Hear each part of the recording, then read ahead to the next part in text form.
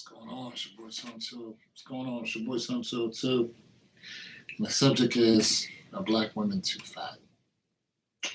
Now, the reason why I chose this subject is for one, yes, I've been listening to Kevin Samuels.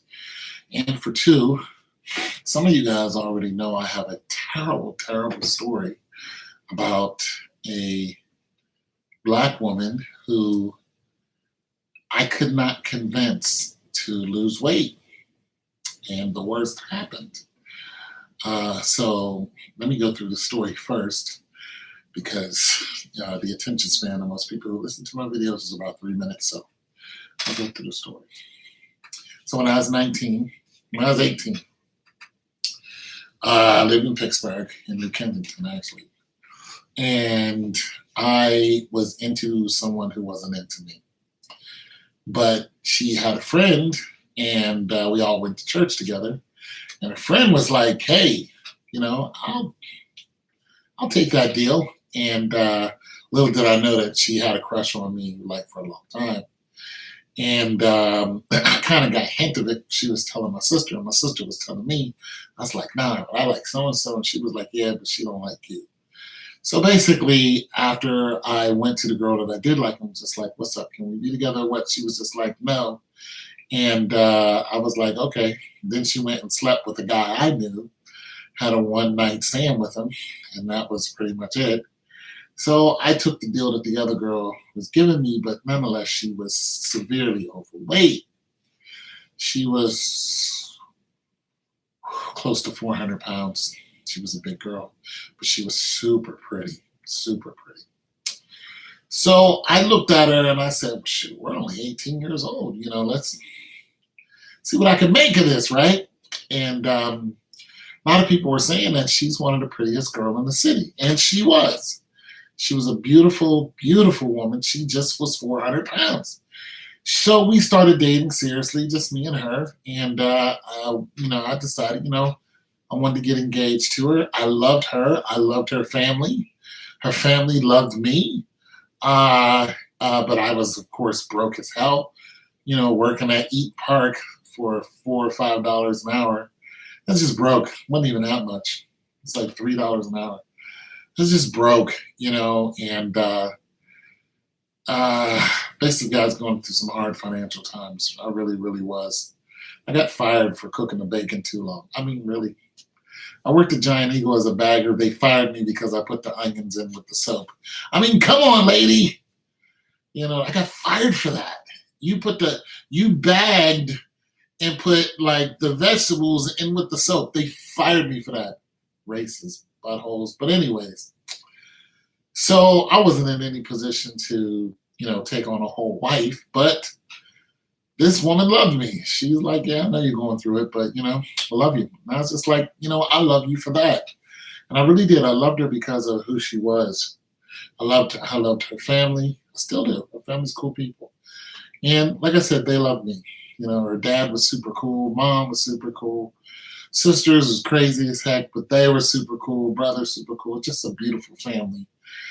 We all went to the same church, so it just would have worked for me. You know what I mean? They love my sister. They love my family. It was cool. Nonetheless, so I was pretty much, losing every job that I tried to get a hold of. Wasn't making any money, and I was looking at marrying, honey. I said, I got to do something. So I started thinking about the service, and I went down and talked to a recruiter, and it was just like, blah, blah, blah, take the ASVAB, so, or whatever that is. So I took the ASVAB or whatever that is, not the ASVAB, some test to see what you could qualify for. And of course, my scores were not that great. I was never that good at school. Nonetheless, so they said you could either, fix cars or be a cook. So I was like, if I go, I'll be a cook. But I wasn't really sure. So I went and I went to see her one day at her house, and she wasn't there, but I decided to wait for her. Her mom was like, you could wait in the living room. And it was just me and her mom, and I think her little brother and sisters were running around somewhere, and her mom was talking to me. just chatting up because mom's real cool people. And I said, I'm thinking about going to the military, you know. And she said, well, you're not doing anything else. She's like, you're kind of just spinning your wheels. She knew I was having a tough time, but it was a very nice way of saying, do something with your life. So when the mother said that to me, I really looked up to, my woman's family, her mom and dad, because they're just great people. And I said, okay, fine. So went, joined the military, and, kissed my hopefully to be fiance goodbye, hugged my sister, boom, jumped on a plane, went to New Jersey. But before even all that happened, for about a whole year while I was dating this young lady, I told her, I said, listen, if we're going to be serious, if you really want to marry me, I'm fine with that. I want to marry you. I love you. You know what I'm saying? I mean, because I have nothing and, I'm barely surviving and you're like down with me, like 4 flats. I'm like, this is unheard of. She said, yeah, I love you, all this, that, and the third. I said, but listen, you have to lose weight. I said, you just do. So I said, listen, I'll walk with you because where we lived at is a lot of hills. I said, I'll walk with you. I'll, do whatever.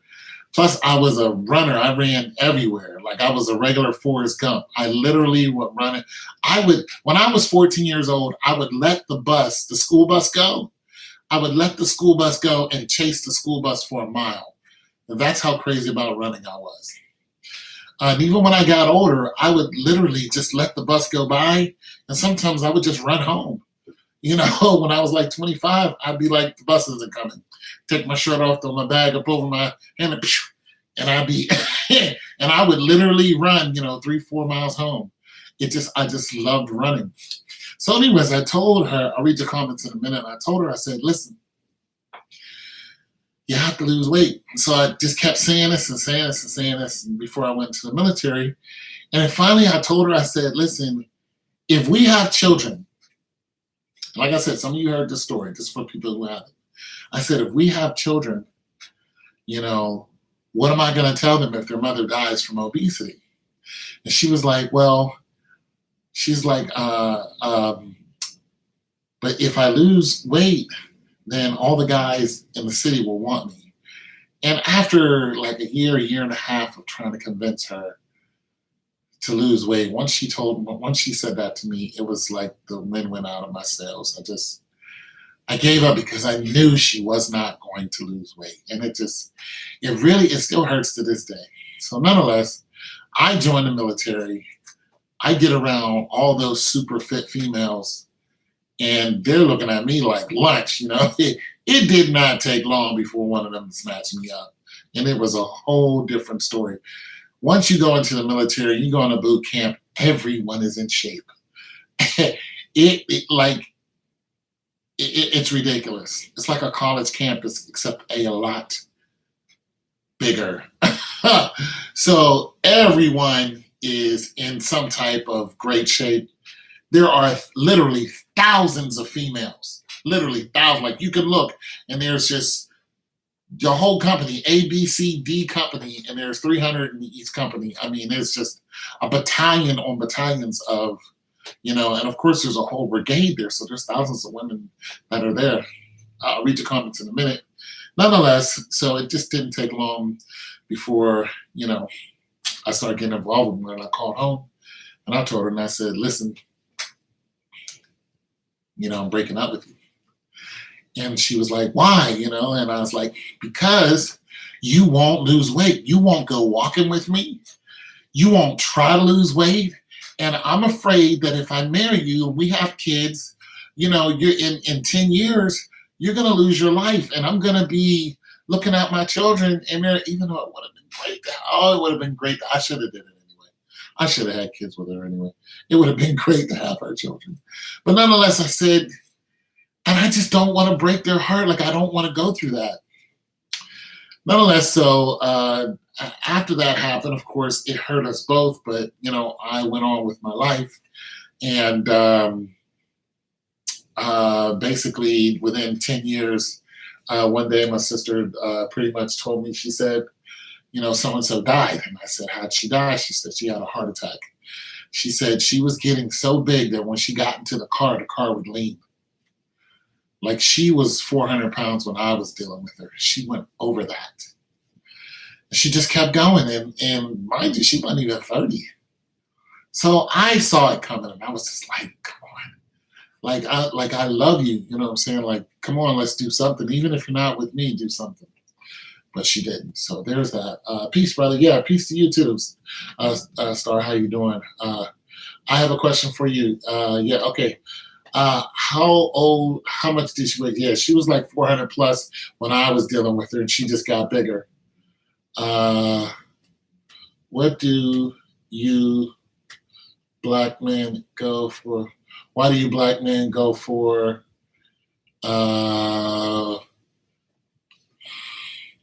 Okay, I'm gonna go ahead and block you. Yeah, hide user. And hide. Yeah, okay. So, Watermelon Man was a movie. If you may not have known, I've never heard of a Watermelon Man. Yeah, someone trolling. I just blocked them. But nonetheless, it still hurts today, even when I tell the story, because she was a great person, and she was real close to my family, and it just hurt to hear, her, go out like that. But I just knew it. I just saw it coming. Now, I have dealt with other women, none that big. But I've dealt with some thick women, you know what I mean? I mean, when you start thinking about black women, you automatically think, what do black men like? And of course, it's the large posterior. We do like a large posterior. However, I can't say a lot, but I can say that, let me see, half of the women I've dated, see, I've gone for the athletic type for the most part.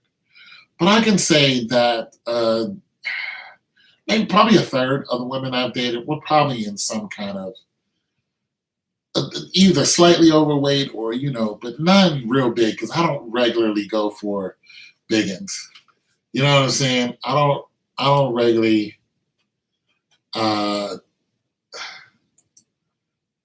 I don't regularly go for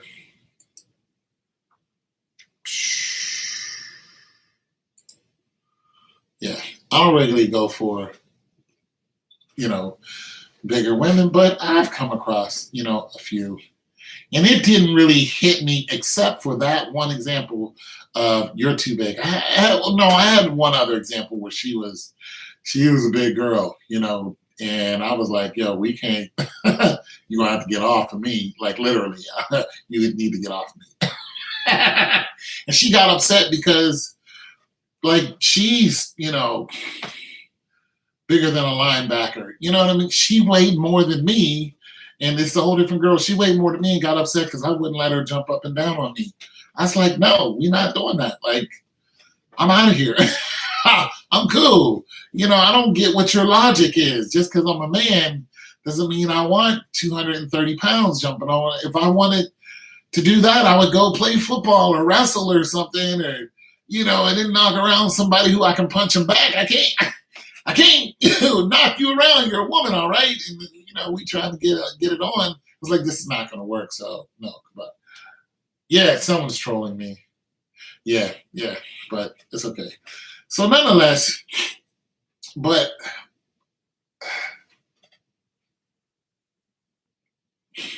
within recent years, let me see. Within recent years, I have to say that, I have noticed that women, they're getting thick. They're getting super thick. And some of this is because it's a trend. They're getting the booty injections. And what's really crazy is they were getting it from a man. They were getting it from a man who looked like a woman. Remember that dude? He got locked up. He got locked up for because somebody passed away because of that. So they put him in guy jail. They were just and he was built like a regular woman. They was like, yeah, you're going to jail. It's like the worst place for this person. They put him in a man's jail all day. They'd be like, yeah, you're a man. Go to jail. So some of you transgenders, y'all need to don't do any crime. Because if you look like a woman and you hit the pokey, it's not going to be what you want. It's going to be a bad deal for you. Injections have been, yeah. And who's that singer? The one, Michelle something. She's an example because she was just on TikTok and then she was dancing and boom, her backside came out.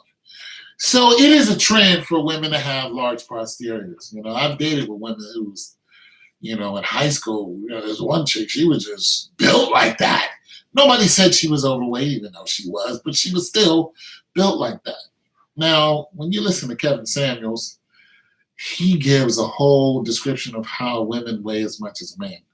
They're 160 something pounds and more nowadays. And I listen to him on a lot of occasions. I think he's right. And one thing I notice that our women are just thicker than most women.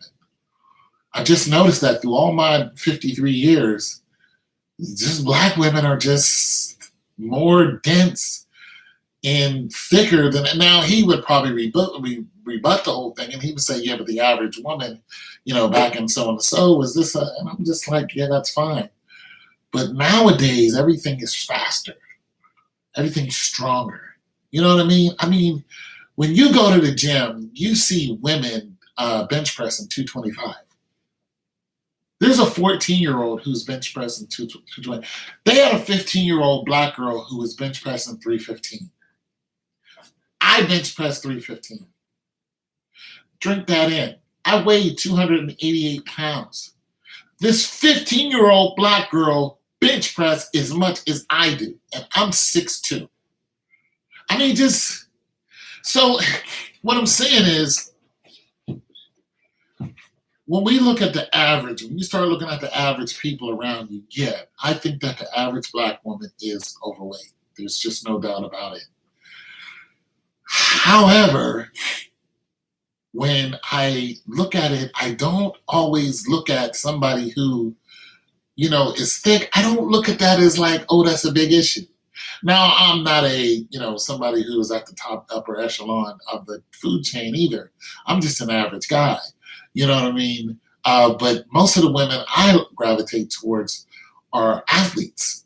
So, I love a middle distance runner / sprinter type of thing. That's, I've always been, K. Michelle. I've always been, gravitated towards that. But just a regular average woman who's just everyday Black woman, yeah, this is very true. There's a good chance that she's overweight. Very good chance. And this probably hurts. It hurts. Somebody told me I'm overweight. It hurts to hear. My doctor told me I was obese. I almost punched him in the face. Nonetheless, he was correct. Now he used the little spectrum, whatchamacallit, and he was like, well, according to your age, your height, and yada yada yada. He said you're 50 pounds overweight. You need to come down. And I was back when I was like 275. So he's like, you need to bring it on down a scale. So it's just hard to do that when you can't run anymore, and that's what I used to do.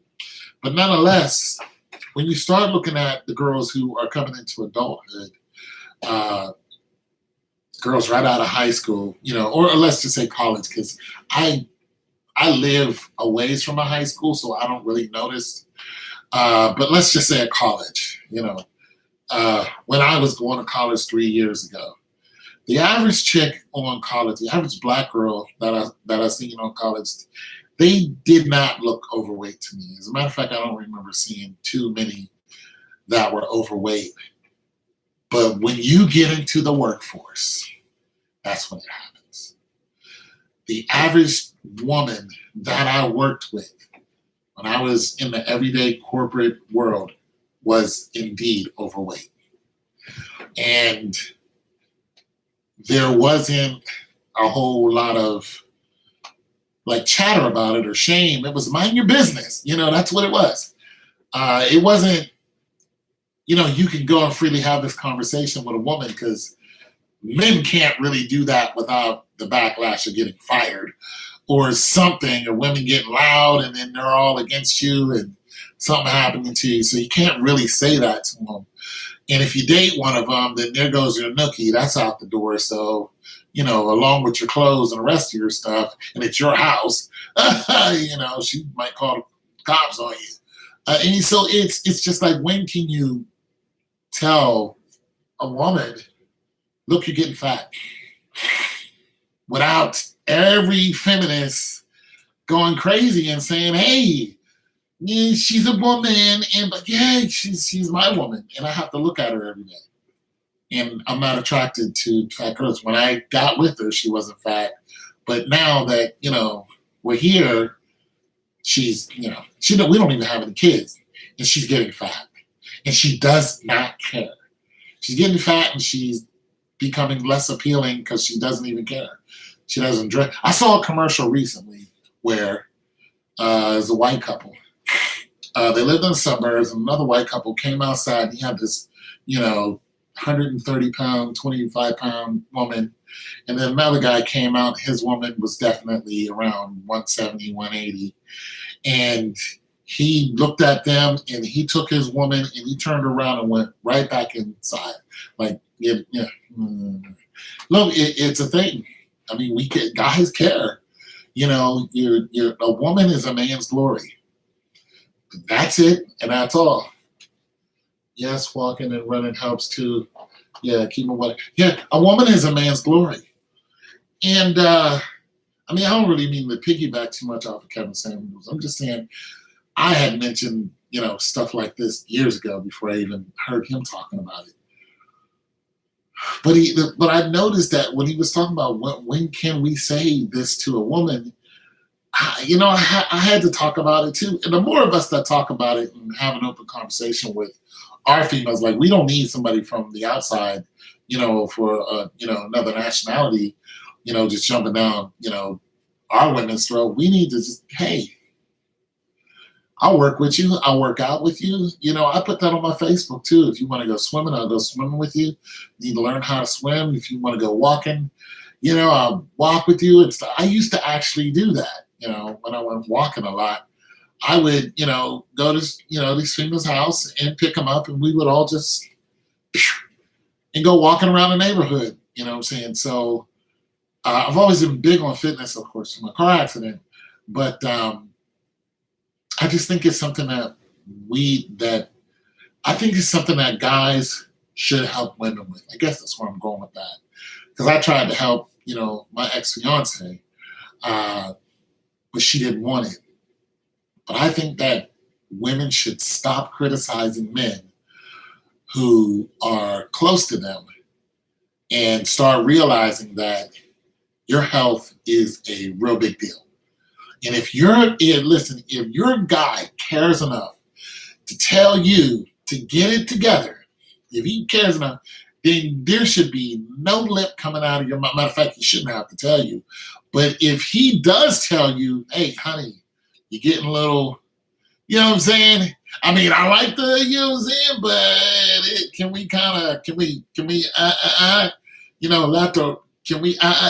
we work on that? When he comes to you like a complete gentleman and says, hey, you're getting different. I don't want to do that. Then there should be no all of a sudden uproar of you and your girlfriends and your mother and every other female that's within, the distance of a telephone to jump down this man's throat. There should be you calling them and saying, hey, we all need to go to the gym. hey, we all need to go do this. There should be a hue and cry of females getting it together and saying, hey, you know what? I need to tighten up my game. And that should be it. I need to tighten up my game. My bad, because if he starts slipping on the bills, then you're going to let him know. I mean, you are. You're going to let him know.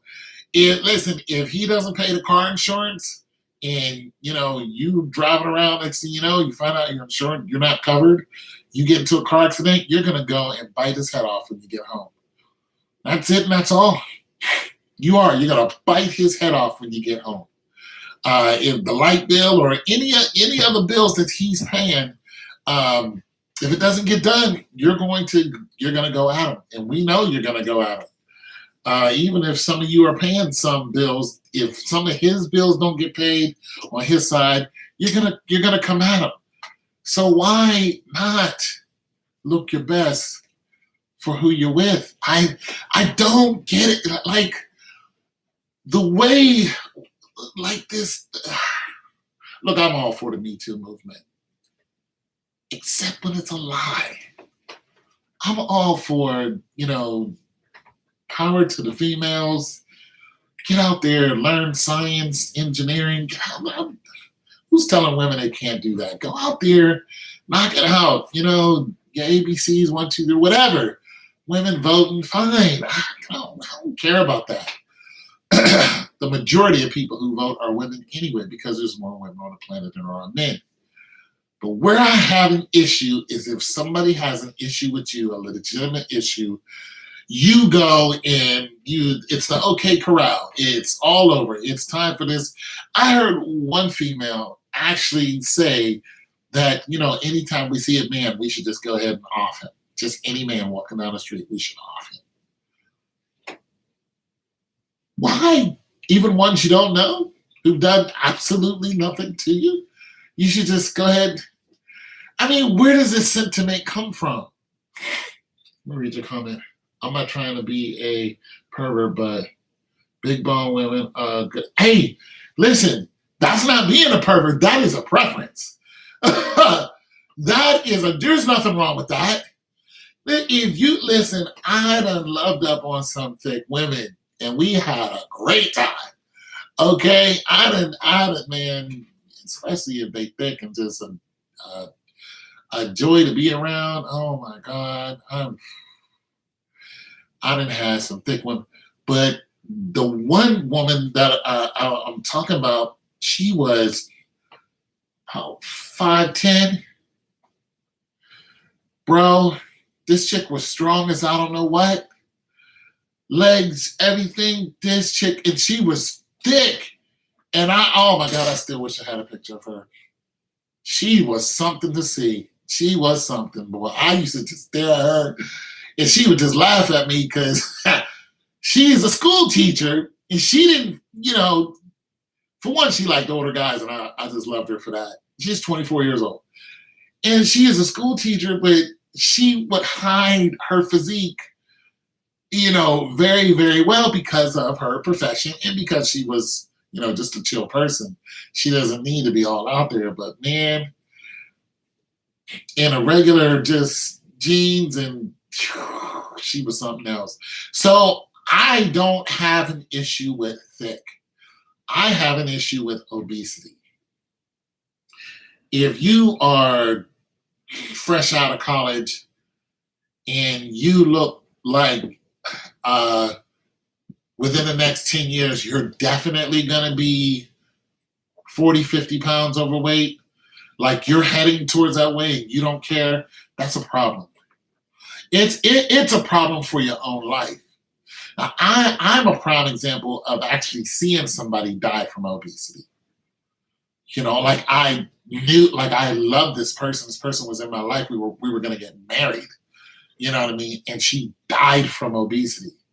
And that has always just messed me up in the head because I called it. And then boom, 10 years, boom, she was gone just like I knew. And I'm like, I don't feel good about getting that right. But I knew it was going to happen. So I'm saying it like, I'm just one of those guys, even if a woman I don't know wants to work out, you know, see me doing stuff at the gym and want to come. And I'm a fat guy myself, like I'm overweight myself. So I'm trying to get down. So if I see a woman who wants to, shave off some pounds, I'm just saying, I don't think that a guy should say, hey, women, get it together, and then not have anything to do with helping them. If you need some help, you need to go to the track. I can't run with you, but I'll time you. I'll coach you. I'll do what I can do, but my knees are not going to let me, run like I used to. You need to swim. I'll go swimming with you. I got 2 laps in me. I took one of my friends swimming, found out she swam better than I did. She's like, yeah, I'll go swimming. I'm like, okay, I'm going to teach her how to swim. She jumped in the pool and was, like, what? I was like, that's what I'm talking about. And she's 60 something and in great shape.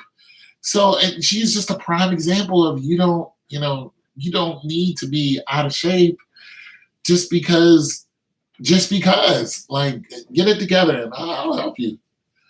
Yeah, I have no problem with helping somebody get it together. No problem with helping. I have a problem with the attitude. I don't want to hear it. If you want to sit around and eat ho-hos all day and gorge on sugar all day. Okay, let me say this. Here's another young lady I was dating, right? I started dating her because she used to run the mile.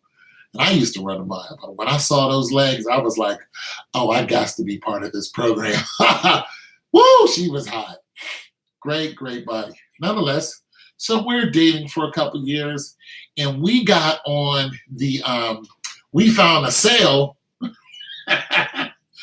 We found a sale on, wasn't Rice Krispies. What's the other one? Fruity Pebbles. I don't know where we were getting them from, but we found a sale on Fruity Pebbles. And oh my God, we started eating Fruity Pebbles every freaking day. Both of us started getting big. And we just noticed we were just like that sugar was sitting on us. And we started, going that way. And we both came to a consensus that we need to cut out the Fruity Pebbles. Yeah, it's like we knew what the cause of us gaining weight was. And we just start noticing, like, yo, you getting thicker, because her face started blowing up a little bit, and mine did too. And we was just like, it's the Fruity Pebbles, and we can't do them anymore. And that was it. We stopped eating them. We didn't want nothing to do. It was a great sale though. We was,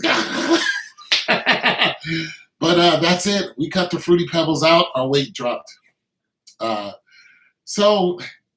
That, the relationship I had with her, as far as talking, it was easy for me to say something to her, about her shape because she had a great shape. And then when she started getting big, I was too. So we just both was like, yo, we got to cut this out. And it didn't offend her whatsoever. She was like, cool, and that was that. Now that relationship ended, I thank God. But nonetheless, I think women should be more open, not to criticism, but be open to constructive, just advice. Like your man is looking at you every day. He wakes up, he's staring at your butt. Know this, every day. You wake up, you get out of bed. If you get out of bed first, your man is going to look over. His eyes are going to, he's going to stare at your butt. Because that's his meter. That's believe it or not, he gauges a lot of things on the way your body looks. And that's just it. I mean, it could make his day be terrible, or it can make his day great. He's seeing you when you're fresh out the bed, not when you're all done up. Good chance you probably ain't got nothing on. But, he's going to stare at your butt. He's going to look right at him. He's going to either be like, yeah, I'm in there. Or he's going to be like, if you flopping around in the same drawers 24/7, you don't care about him. He comes home and you got the pajamas on and rollers, and you don't look like anything. You do not care about him. You are far too comfortable, and it's a good chance that if he's a successful person, uh, somebody else is looking at him, and they're going to take him. They're going to take him because whoever she is, she's going to realize that all she has to do is just put on a little, little rouge, throw a little in her hair, and wear just a nice jeans and shirts, and be very friendly. Like, hey, what's going on, Jeff? Jeff will start be going, hey, Sarah. And every time she sees, old Jeff, she's got it together. Just regular Sarah. Sarah's been scoping on your man because she noticed that you don't give a goddamn about him. You just don't. Next thing you know, he's talking to Sarah like all the time. And now he's not coming home till 3 hours later. Still talking to Sarah. Go, Sarah. I'm just saying, ladies, help yourself out. Get to a gym. If you can't get to a gym, there's a lot of stuff you can do at home. I've seen videos where women are working out on the steps, jumping on the steps and squat down and jump down. I've done some step workouts too. So there's just a lot of stuff you can do, stretches and that, and get your man involved. If you don't got no man, then get your girlfriends involved. You know what I'm saying? Do something. Get involved with the coworkers. Yeah. Now, I seen where Kevin was talking about are women, like, is it keeping you single? Now, I'm not going to go into all that, but I'm going to say go see his video where he's talking about is your weight keeping you single. You guys will learn a lot off of him and the women who are calling into his show. It's just a very, very, very good show, and you're getting a lot of honesty from women all over the country and out of the country. And I just think his show is worth listening to. But I'm just going to say, in my opinion, yeah, your weight will keep you single. It really, really, really will. I'm always going to gravitate towards a athletic build, but I still don't mind some thickness. I just don't. You know what I'm saying? You don't have to run the mile for me, but you have to hit the gym every now and then. You know what I'm saying? You got to have, listen, you can't be hard to talk to when it comes to the way you look. Because if I'm breaking bread over you, you're not going to be too shy to talk to me when something needs to get done. You're going to be looking at me like, yo, you need to handle it. And that's my position, okay? If that's the deal we got going on, fine. You keep up your appearance. I need to keep up mine too. But I'm going to keep up this, household. And if, you can do that and everything's good when I come home and boom, lay it on the table, you take care of whatever, yeah, I'm all for that. But if you can't do that, if I come home and, okay, so this one lady, she wanted to lose weight, right? And I was like, okay, she is a big girl. She was in the 300s. Big girl. No, I did not date her. She tried, but I was like, no, because I'm still scarred for what happened when I was younger. And plus I wasn't attracted to her. But nonetheless, she was like, I want you to, help me work out and I'll pay you, a couple dollars. And I was like, cool, so I had my own little side business going on. And boom, I show up at her house, we would go walking and stuff like that, heart rate, all that other stuff, heel toe, arm swing, try to get into it, try to get past your threshold. Some people have a high threshold. They were probably athletes in high school, and once they, hit their 30s or 40s, they no longer do that. Nonetheless, their heart rate when they were in high school was, 50 beats per minute or whatever. They had a low heart rate, and 10 years later, they gained a couple pounds. Of course, the heart rate isn't the same anymore. Nonetheless, their threshold is not that hard. It is a lot less harder to hit than it would be for somebody who was never an athlete. So if they get out there and walk for a mile or two, and for the first couple times they do it, it's just like that was a workout, and then the next time they do it, they're just like, I didn't even break a sweat. That's because you hit your threshold. So now you either have to go further, hit 3 miles, or you have to move faster. So you either have to start running or you have to walk further, is what I'm saying, in order to keep hitting your threshold. And if you were a middle distance runner, then your threshold is going to be, on an average 5 miles. You do a 5-mile walk, you'll hit your threshold. If you do that twice a week, you'll be good. You'll burn off a lot of calories like that. Make sure you eat right after that.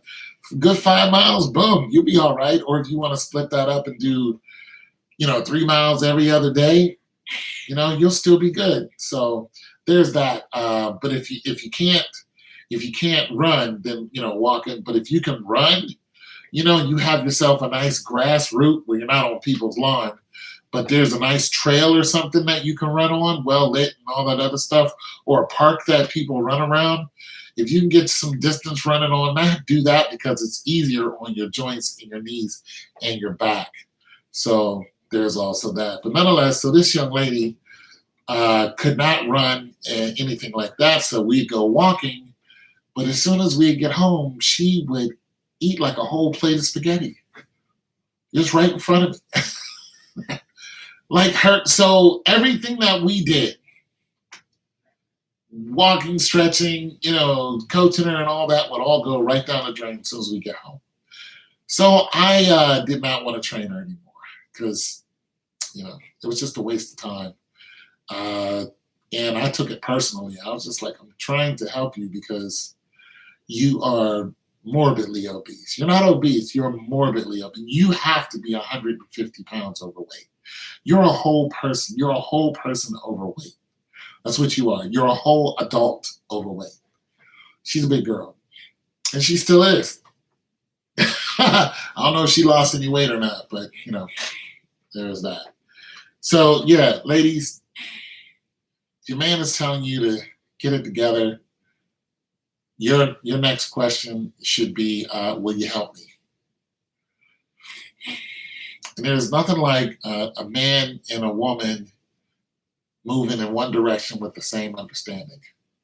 I mean, it's just, you'll knock that weight off. Just like me and old girl, that woman I was dating, when we both knew what our problem was, we were eating too much Fruity Pebbles, we stopped.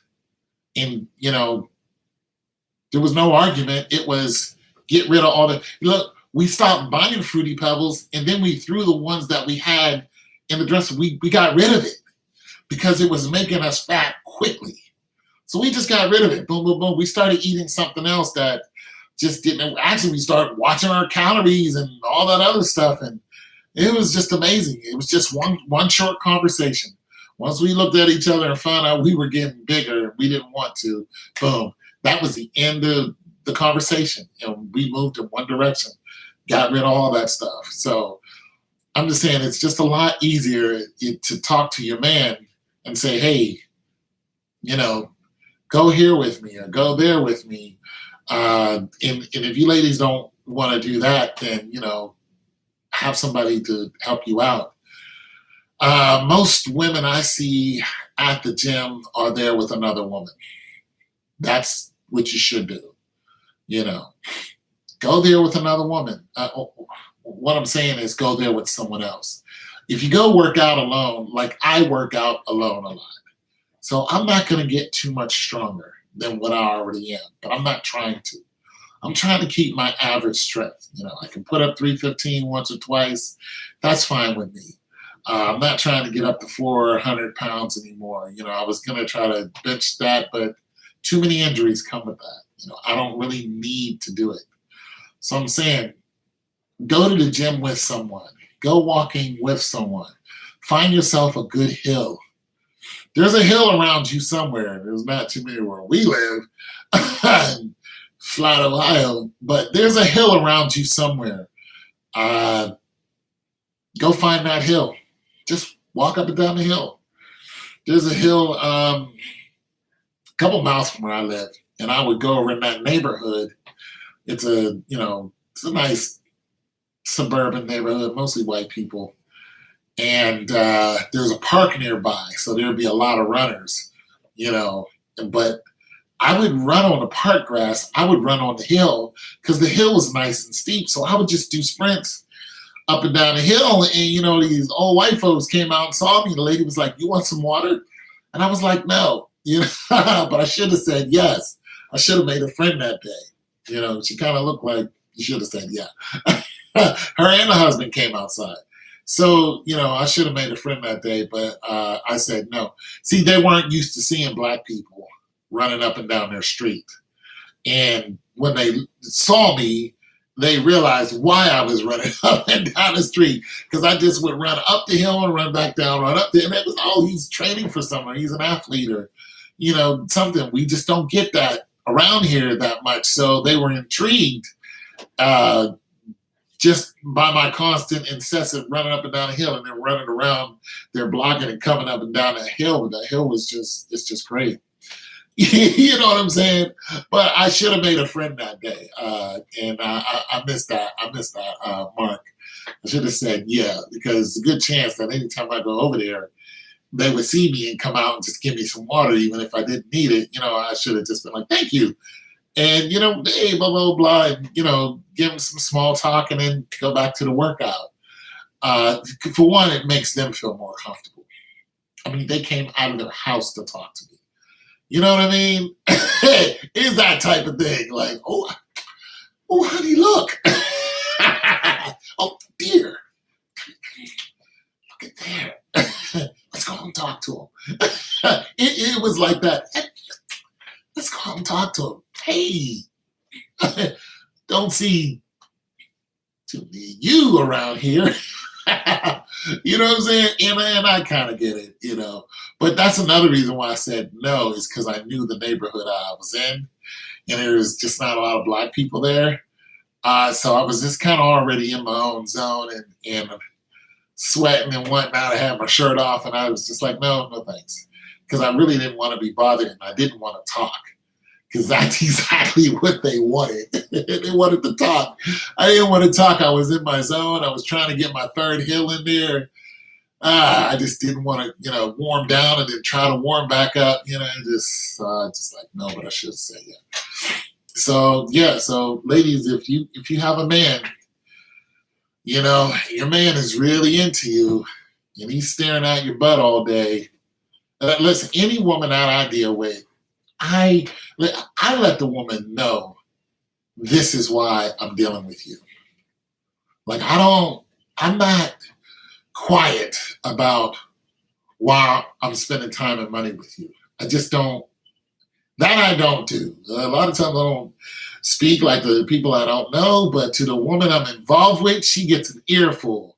Because I want her to know exactly what my program is. This is what I do, when I do it. Like, this is when I sleep, like the whole nine. Like, because I don't want my patterns to be unnecessarily interrupted, not unless it's for a good cause. Honey, there's somebody at the door and it's 3 o'clock in the morning. Okay, I'm going to get up and go figure out who's at the door. That type of thing. But, I fall asleep at 7 o'clock, just for nothing. Let me do that. I'll be awake in about 15 minutes. Okay, what I need to do? Take the dog for a walk, whatever. You know what I'm saying? But let me get that in. But if I'm spending time and money with you, listen, your physical to me is very, very, very, very important. It's the reason why I chose you. And that's just that. Your physical is a gem to a man. It just is. Plus, it's bragging rights. I in my old apartment, like I dated a lot of women all at once. And one of my neighbors said, "You have a revolving door." And I was like, "Yeah, I do." Yeah, but they're not my women. These are just women who come see me. None of them are mine. Matter of fact, they all belong to somebody else. You know what I'm saying? You got to know what it is. The women who I was like claiming, or they were trying to put a claim on me, both of them were athletic. I mean, they literally was athletic. Like one was a sprinter, but she didn't know it. She was really quick. And the other one was a distance runner. You know what I mean? So yeah, I'm looking at your shape. When you hop out the shower, do the little boob tuck with the towel and all that, I'm all about that. Okay, I'm staring you down. I might not even say nothing to you, but what I'm looking at is worth me getting up, going to work, and coming home and bringing you and handing you money. You know, if it gets ridiculous, then you stop getting money from me. You know, that's that. Majority of them, I didn't even have to do that because they made more money than I did. But if they got like out of hand looking, which they really didn't, I just would stop coming around. So no affection for you. No, I'm not fixing anything. I don't want to be bothered. I'll go find somebody else. I'm just saying your appearance, lady, is very, very, very, it's more important than you can ever imagine. It really is. And I'm talking about from head to toe. Okay, so one young lady I dated, matter of fact, two of them, the same two I was dating, their hair fell out because they were putting these chemicals in their hair. And and you know, I was like, why are you putting that stuff in your hair? You know, and they wanted it to look a certain way or whatever, but both of their hair end up falling out, and both of them end up growing locks. You know, one got locks down to here. Now she's married, but nonetheless, her locks are down to here, and the other one, her locks are like, I don't know. But both of them end up growing locks. They end up growing natural hair, and I'm really a fan of that. I'm just saying, and what they would do when their hair got messed up is put these wigs on their hair. You know what I'm saying? And I was just like, okay, I understand why you got a wig on, but why don't you just let your hair grow naturally? You know what I mean? And I had to convince them that natural was, you know, probably the way you should go because the chemicals are really messing with you. Like, not everybody can throw a bunch of chemicals in their hair and go to the salon and do whatever and then have a positive outcome. Some of you might be getting your skin, you know, messed up there, and then you got to see a dermatologist or something like that, and so on and so forth. You know, it's going to take you a couple of years for it to grow back. I've seen it myself. So I've had to talk to them about something that was very personal to them. But like I said, when I deal with the woman, I cover everything. Everything. The way you smell, the way you look. I'm not going to let you hide anything from me. I see that you are athletic, but I know you say that you are limited now because of your, yeah, I'm limited to the, okay, so I can jog maybe 100 feet. I can jog maybe, but I'm in pain, and it's at a very slow 100 feet. You know, I'm in pain, so I'll be in pain because my tendons are very tight in my knees, and I have arthritis and spinal stenosis. So it's just a bad combination. Spinal stenosis, of course, is in your spine. Arthritis all over my body. It's just a terrible combination, but most of the time people get arthritis, they get it in their knees. So my right knee, which is my dominant knee, is causes me the most pain. But both of them are definitely, I've even gone to therapy for them. So yeah, at one time I was taking naproxen because naproxen takes away joint pain. So I was popping naproxen, but the thing about naproxen is if you take it too much, it messes with your liver. So I stopped taking naproxen. I would like take it once, maybe 2 months. I'd pop a half a pill or something if I was really, really in bad pain. But I try to stretch now, try to do strength exercises, but it's still a hard way to go. So yeah, I'm not as athletic as far as running is concerned, or I would be somewhere around 215, maybe 230. I wouldn't even be 230 because let's see, when I was running, I was still doing middle distance, and so I would do 3 miles and under, and I would try to cover each mile in 6 minutes. So I was about 225, 220, and running a 550 mile. That's a 1600 550 mile, and still be, you know, okay. Like I wouldn't be falling over at the finish line. So my fastest mile I ran, I was doing that when I was in college. I was in college when I was 27. I got I got a scholarship to go to college at 26 years old. Just to let you know that when I was on the street, going to work and stuff, I literally would run to work sometime, or I would run home from the bus stop, and that type of thing. I just ran all the time, and I was talking to somebody. I was like, I want to go to college. They say, why don't you go to this college? I started college at an HBCU, which is Talladega University down in Alabama. They gave me a partial scholarship to run track. So that's how I started my college career. I did not graduate from there. I was only there for 2 years. So yeah, I ended up graduating from Franklin University, which is here, but they don't have a track program. So yeah, I'm not as mobile as I used to be. But nonetheless, I've been looking at people who do a lot of calisthenics. One guy is called The Rogue. He's on Instagram. He does a lot of calisthenics where he does a lot of upper body stuff. So you're in a push-up position and you do a lot of movement. And I got to watch my rotator cuff, but nonetheless, it wears you out quick. You burn a lot of calories like that. And that's another thing, ladies, you can do. Is a lot of upper body strength. I think. Okay, so when I look at, hold on a second, guys. Bad knees. I got bad knees.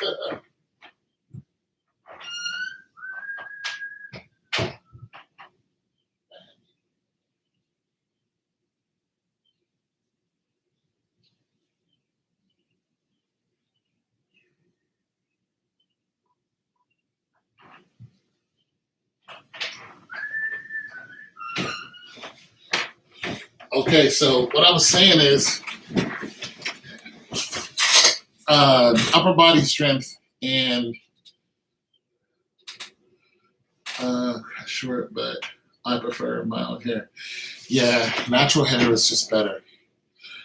So yeah, I started doing more upper body strength, calisthenics now. I still like to lift weights because I just like to move heavy things. Plus, I move a refrigerator every now and then, or I have to carry something heavy now and then. So I still need to be able to lift weights because of muscle density. Also, lifting weights does something for your blood and all that other stuff too. So it's just good to lift weights. You don't have to lift a lot. So has something to do with osteoporosis and all this other stuff. But nonetheless, calisthenics are very, very, very important. And the more calisthenics you do, the more you're gonna notice that you need to stretch. You need to be more flexible and things along that line. So I suggest, if you ladies want to slim down and you can't get out there and run and stuff like I used to do and all that other stuff, or you're just not interested. You're like, I'm not running anywhere. Then drop down and do some calisthenics. Trust me, you'll be breathing hard very, very shortly. Do some push-ups, lady and man push-ups, and do some of them, exercises where, when you're in a push-up position, you got to lift up one arm and that stuff like that. That stuff will make you so tired because it's all core strength. It just wears you out quick. You'll be like, oh, this is like running a mile. Like it really, really, really is. Start doing planks and things along that line. You'll notice a difference in your strength. Because that's where your core is. Your core strength around your stomach. And football players are ridiculously strong. The reason why they're strong is because their core strength is ridiculous. I mean, a football player can bench 225. Let's see, Joey Porter benched 225 32 times straight, and he wasn't even the guy who was at the top. The top guy did it 48 times. Actually, no, he did it 52 times. And just drink that in. 225 pounds, 52 times. It's just ridiculous. I mean, and these kids are doing weight like, look, they had a kid who was in high school bench pressing 500 pounds, black kid. In high school.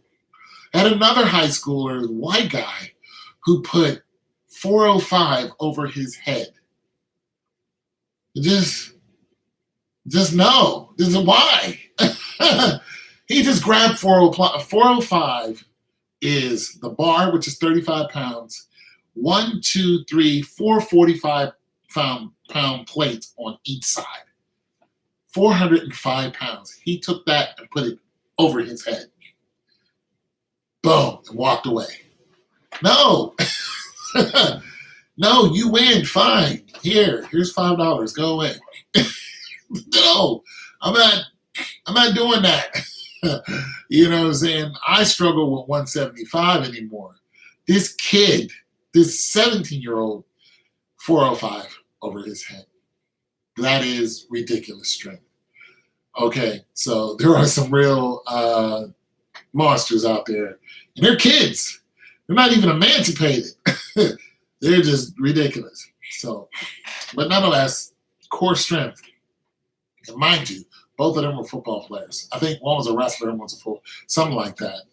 But football players have ridiculous strength because their core strength is what powers them. You know what I'm saying? So one way to get core strength, of course, is doing planks. Another is, push-ups. Push-up is such a good exercise. And there's so many ways to do push-ups. If you go to any YouTube and start looking at how to do push-ups, do not focus on the guy who's doing the flying push-ups. That's just showing off. It's not even necessary to behind the back and, doing a hand bone and then dropping down and doing another. No, just do a regular, boom. Push up, knees up, back straight, butt down, cracking it. Bad. Don't lock your elbows because, you can mess your joints up. And just do it and keeping your face straight instead of down like this. If you're looking straight up, it's harder to do. It's harder to do. And count 1, 2, 3, 1. Don't count 1. 1, 2, 3, because it psychs you out. But if you go 1, 2, 3, 1, that's actually 2. But in your mind, you go 1, 2, 3, 1, 1, 2, 3, 2. That's 4. It's an old military trick, but it psychs you out. And once you hit 5, you just did 10. So it's a motivational way of doing things. But if you count like that, you're tricking your mind into putting more power into what you're doing. But if you're going, I'm just going to hit 10, and you're like 1, 2, 3, 6, 7. No, just 1, 2, 3, 1. Hit 5. You just did 10. So it's the way we exercise in the military. So yeah, I'm just trying to keep my average strength and bring my weight down to at least 250. It's fine with me. My bench press, I'm probably going to get maybe 335. I'm okay with that. 345 once, I'm okay with. If I can keep that, I'm good. Which means I have to start working out with 245 and doing 245 10 times. And there is a way to do that without just getting up under 245. What you do is you take the bar, put on a bench, and add 10 pounds on each side and do it 10 times. 10, boom. And every time you do it, do 10. Add on 10, add on. Eventually, it gets up to 245. Knock out 10. Next thing you know, you'll be on a lot more weight. It's hard to do, but if you do it, you'll notice you'll be a lot stronger, and you won't get bored because you know the regimen. But don't do it every time you do that. But the most I got up to was 255 10 times, and that was like 2-3 years ago, maybe a little longer than that, about 3 years ago. Yeah, I was doing 255 10 times. So I was eating a lot more too. So there's that. But yeah, flexibility is another thing. You should stretch every day. If you got up out of your bed and walked anywhere when you either get home, you should stretch before you hit the bed. And when you get up in the morning and do your morning ablutions, shower, and all that other stuff, even before you do that, because usually you get up, you hit the bathroom, you want to take care of everything in the bathroom. You want to, ladies, do your hair and all that other stuff. You got your whole, regiment time. I'm going to be in here for an hour, knock everything out. You got all that. Somewhere along there, I don't know how you do it. I don't, some of you wait till the last minute just to get in the car and be at work. Boom, I'm not late. You know what I'm saying? You're going to walk from the east, west tomorrow. Yep. It's better if you took somebody with you, but yeah, do it. Do it while it's light outside. Yeah. Stairs. It's another thing. In Pittsburgh, they have a race annually where they run up the highest building. I forgot whatever building it is. It's the highest building, and they run up the stairs. It's literally a race. So you have a bunch of joggers, thousands of them, and they go, and they're all, and it's just, and they time to see who can get up the stairs fast enough. It is a thing in Pittsburgh. So there's that. But stairs, be careful of the knee joints. But like I said, you should stretch every day. And when I say stretch, ladies, I don't mean just bend over and touch your toes. That's not a bad stretch at all. But I mean, really, like, go on YouTube and look at some stretches that you can do. And try to do the ones that you see. Now, some of them are not, I ain't downward facing dog, nothing. Okay, all right, some of that stuff is not going to happen for me. It's just, I can't. But some of that stuff, I do try at least. And it's helped, because there's so many muscles in your back that you could loosen up just by looking at some of these programs that are already out there. And they're a lot simpler than what you think, and they're doing a lot more than, if you just don't do it. Some people don't do a lot of things because they're in pain. They're in back pain or shoulder pain or this pain. So what do? They stop moving because pain is telling you, don't do this or it's going to hurt. Well, you have to conquer that some kind of way. You have to figure out how to do it. Like me with running. So I have to do all these side stretches just to get these tendons loosen up to where I can run just 100 feet. It's worth it though. You know what I'm saying? Because I'm sweating and everything. I feel my heart rate going up. I feel my rhythm coming back. I'm getting my running cadence back. I'm like, oh, boy, I remember this. Blah, blah, blah, blah. You know what I'm saying? I'm listening to my footsteps. You know what I'm saying? It's all coming back to me. So I might just be able to run, 100 feet and that just might be it before these tendons really get me. But that's cool if I can do that once and then maybe do it again twice. And then, when I get inside, stretch, knock out some push-ups, knock out some sit-ups. I do, I do these sit-up things every night when I hit the bed. While I'm praying before I, turning it in. I'm like, Lord, thank you for the day. In Jesus' name, Lord God. I try to get about 10 or 20 of those in just to help my, stomach get together. I got a 1-pack, but, up under there somewhere, there's, can I go? I don't know. They're in there somewhere. Are you going to the gym tomorrow? Do you need me to video? I will if you want me to videotape it. If you want me to videotape something, I'll go to the gym. Just for you. You tell me what you want to see. I'm probably not going to lift anything heavy because I bench press heavy today. 315 twice, that's heavy for me. So if you want me to go, I will go tomorrow. You need to let me know what time, and I will live stream it. And maybe do some stretches, some cardio. I'll do some cardio tomorrow. Do some back stuff. Pulling the cable. Do some back shoulders. And hitting the. Okay, gotta go now. Enjoy listening to you as always.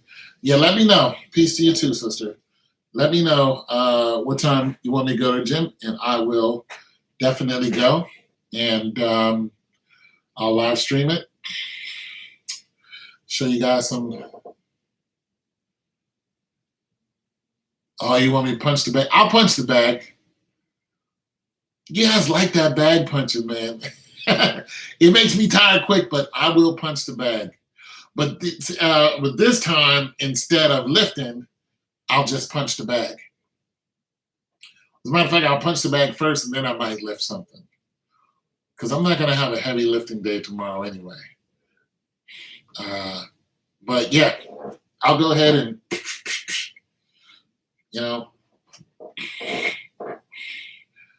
I use 2 types of boxing styles when I hit the bag.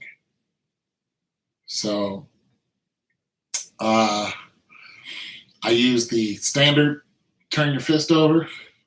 Then I use the old Lennox Lewis straight fist.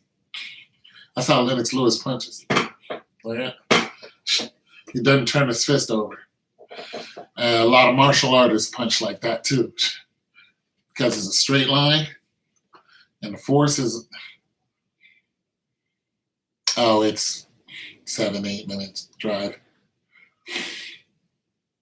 You can get a lot of force into a punch like that too, straight ahead. And Michael Jai White talks about it, because most people punch like this, and when they do, when you see most people punch, they come like this. It's telegraphed. But when somebody punches like this, you don't really notice until it's too late. They say, you're cracked, because it's coming faster and it's coming in one straight line. You just hit me. Yeah. Not to mention, if you put enough movement behind it, you can punch over a full-grown person, hit them right in the chest. You hit them hard enough, they're going to fall. Bam! If you catch them, if you're fast enough, you can catch a full-grown person just off guard, hit them right in the chest, and there's a good chance the fight is going to be over. It just says they're going to feel that, man. I don't want nothing to do with that. You know what I'm saying? Especially if you hit them right there. They're just going to hit the ground, actually. And they're going to be there for a while, because that's where your sternum is.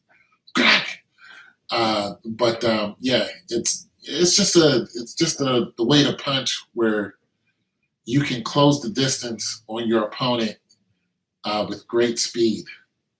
And Bruce Lee used to punch like that. His fists are always like this. He'll go, punch like this. And because his punches are coming from this part of the shoulder, bow, like that. And when they showed him breaking ice, that's how he was doing it. He was punching like this, like that. So that's what his fist would look like. He was using his knuckle, these two knuckles, and he was breaking the ice like that. But he was using a lot of force that came from actually the ground. So he would use his kinetic energy that would go up from his push-off leg, which would, if he's dominant right, his push-off leg would be the right leg, and would go into the punch with all this force that came up through his shoulder and would come out through his fist. And that's why he was able to do a 1-inch punch that was so devastating and would change your life if you ever felt it. You know, he just, all that power was actually coming from the ground. He would just, and then he would hit you or hit whatever it is. And, you know, he was using a lot more force than what it looked like. He was only 135 pounds. And yeah, he would crack your whole frame with one hit. So, yeah. So, a lot of times when I box, especially if I'm using a JKD style, and I'm no martial artist, I just pick up little things in the way people fight. But if I'm doing a lot more moving around, I will box JKD style. But if I'm doing a lot of standing still, you know, like I'm fighting in a phone booth, I'll use a regular, like Mike Tyson style, which is a brawler style, hitting something as hard as you can in order to move it. So if you look at my last video I just put up today, whenever I'm, especially when I'm tired, I'm about to end my workout, I'll use more of a brawler style where I'm hitting something and coming back like this and turning my body sideways and then extending my arm. So I'm bringing, you know, into it like that, coming from the shoulder, coming from the ground up to the shoulder, and then extending with a turn. Problem with that is, you know, you can miss. So make sure you're going to hit what you're going to hit. That's what I'm saying. It's at close quarters. Because, you know, if somebody's quicker than you, they can move out of the way of that. But if somebody's bigger than you and you get up under them, you dip up under them, bam, and you hit them to the solar plex or, you know, anywhere in this area, you know, they're going to go down.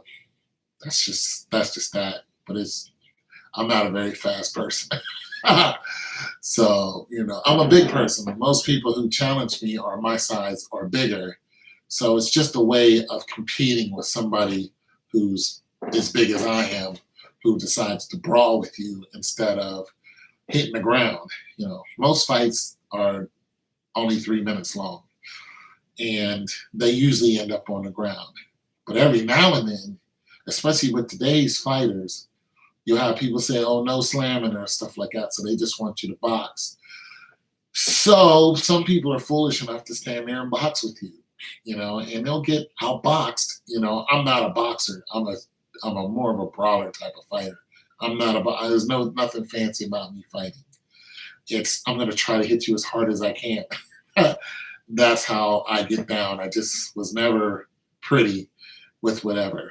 I'm just going to try to, you know. So there's that. But yeah, so I will hit the bag tomorrow. But I can't really say that I'm a fighter coach. I'm not a fighter. You know, last time I punched somebody in the face was like 4 years ago. So I'm not somebody who actually can teach boxing. I just pick up on whatever I see. But I can move that whole bag pretty easy. You know, I can. And I don't use gloves when I hit the bag either. I don't wrap myself up and none of that. So I hit the bag solid. You know, I don't hit the bag like this. Bruce Lee was the best at. Yeah, Bruce Lee was the best at what he did. And that's the reason why I got rid of Bruce Lee, is because he was teaching people secrets that were from Asia. And his son learned those same secrets. That's why they killed him too. Because Bruce Lee was truly that. Bruce Lee was using energy. Bruce Lee was using energy that was inside of you and exploding outside. He was a master at using energy. You know what I mean? So a lot of people look at Bruce, oh, he was a martial artist. No, Bruce Lee, he was a martial artist, but he was a technician. He was a master at using the spiritual energy that's within everyone. And he could use that energy and focus it and hit something. Like a good illustration of that is when you look at fighting video games, where they hit something and there's like a color that comes out, or blue, pink, or red. Boom. Well, that's what Bruce Lee was actually doing. He was hitting something with a force that was more than just muscle. You know, he was using his chi, but he was able to use it. Like, there are all kind of examples of people using chi. Some of them use it in a fake way. I use it to actually sustain my pain. So when I'm in pain, I use it to calm my pain down. That's why I don't take a lot of painkillers. I use it. I'm not a master at it though. It gives me resilience. I've seen a white guy using it. He was putting out candles with it.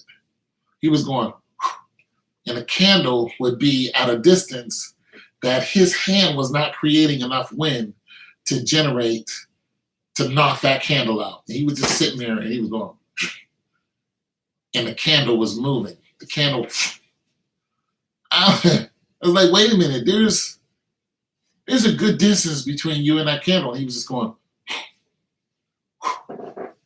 So it is a real thing. There's another guy who actually was setting things on fire. He was also doing some healing with it. Now, I've actually healed some people with it. A lot of it I use is more internal than external. Bruce Lee was using it in an external fashion. I use it in an internal fashion. So there's that. One of my nurses, she asked me, she's like, why don't you take a lot of painkillers? I told her because I use chi, and she just looked at me and was smiling. I was like, well, yeah. I tried to show her how to use it, but that didn't go over too well. But yeah, I use it. I don't use it as much as I should or practice it as much as I should, but every now and then I do. And I've used it to heal people before too. It's something that everyone can do if you practice it. And you may think that you look kind of silly, but once you start feeling it, you're gonna be like, oh, this is a whole universe of energy that I wasn't using before. Now, when I go swimming, I use it because I don't have the endurance that I used to have, right? So I'll swim 2 laps and be completely tired. And I'll be hanging on the edge of the pool again. Well, to bring my breathing back to normal, I have to use chi. Now, I've done a video on that before too. I've done a couple of them on it. So to bring my breathing down, I would use chi energy. I would concentrate on my chi energy and my lungs would turn back to normal, fast, real fast. So you can also use it like Bruce Lee does when he absorbs chi, and then when Bruce Lee fought a lot like this. He said, you must be water. The reason why Bruce Lee said you must be water is because of the fluid motion. And you notice he would do a lot of this. Whoa! He's using his chi when he's doing that. That's what all that is. He's gathering his chi. Whenever he goes like this, he's gathering his chi. It's a battery that's inside of you that gathers energy that's from the outside of you. So whenever he strikes, he uses all that energy, goes into his muscles, and if he's going to hit you, whoa, that's why he's so quick and so strong. He sucks it in, and then whenever he wants to use it, he'll disperse it. And if you're really good at it, you don't use it all in one hit. You can, it'll make you real tired if you do. But you can actually use it in just little spurts. And you'll notice you can run faster, you can run further, you can control your breathing, you can control your pain, you can control even some thoughts and things like that. I mean, it'll balance you. I mean, it's really something. You guys should learn about it, because even your anger and the spirits, when they come at you, you can use your chi on that, because it's all in you. And I mean, you can just use it when you're working out and you're at your last. If you're using your chi, you'll be able to power through that, and your recovery. A lot of times when people work out, lift, run, a lot of times hurt people is their recovery. They don't have the energy to recover. So they can't go back and have the same peak performance again, because they're tired. You're breaking down your muscles in order to build them up. You need food, you need water, you need rest. You need protein, vitamins, and all this other stuff. You need to recover. Chi actually enables you to recover faster. It does. You can recover your strength faster. Now, you still need all those other things, but chi allows you to recover faster. And like I said, you may think you're looking silly, doing all these motions, but once you feel the energy around you, you could. It's a whole universe of energy that's at your disposal. So a lot of times, like I said, when you look at these video games and you see somebody hit something and there's a light or there's or whatever, that's exactly what they're doing. That is chi, except they're, using it as a video game, but it's the actual real thing, and for people who can use it to its apex, you are a highly, highly dangerous person. Highly. It's not the person you want to fight, because they're going to be extremely fast, and one punch, one kick, one anything. If they get it past any of your listen, you ever seen a boxer hit another boxer and the boxer was protecting himself and that punch went right through that boxer? Or what a lot of boxers would do is they would punch the other boxer's arms in order for them to drop their arm. They would punch their shoulder. They go and punch their shoulder. And if they keep beating up on their shoulder, eventually you're going to drop your shoulder. Then they'll go ahead and knock you out. And like if you see what Ray Mercer did to Tommy Morrison, it's an example of pure power, what he did to Tommy Morrison. And Tommy Morrison had never been knocked down or out. But what Ray Mercer did to Tommy Morrison was a pure example of power. What Mike Tyson did to most people is a pure example of power. Now, imagine if they used their chi. They would shatter somebody's whole body. Just, you're talking about Ray Mercer, 220, 230 pounds. George Foreman, 250, 260 pounds. The man was carrying horses and cows and stuff. So imagine George Foreman hitting anything and using the same power Bruce Lee was hitting when he was punching out ice. He would shatter a whole car. I mean, he would literally hit, you could probably hit the frame of something steel and it would move, because that's what chi does. It's a very explosive power that gets to the molecular structure of an object. It does. It disrupts the molecular structure of an object. This is why Bruce Lee was able to shatter ice so easily, because it went through the ice, boom, it exploded the ice. You pull up a video and see him doing it, and he was doing it with both hands. The ice was coming, he was going pow, pow, pow, and the ice was just shattering. He was using his chi. Eventually, he'd run out, and then he'd have to gather some more. And every time you saw Bruce Lee move, he'd go like this. Wah! He was using his chi. Now, all those movements are chi movements, all of them. All of those movements are all chi movements. You hardly ever seen him sit still because he was generating power every time he moved. When he would go like this, he was always moving. He was always moving in a chi fashion. Now, when you look at people, out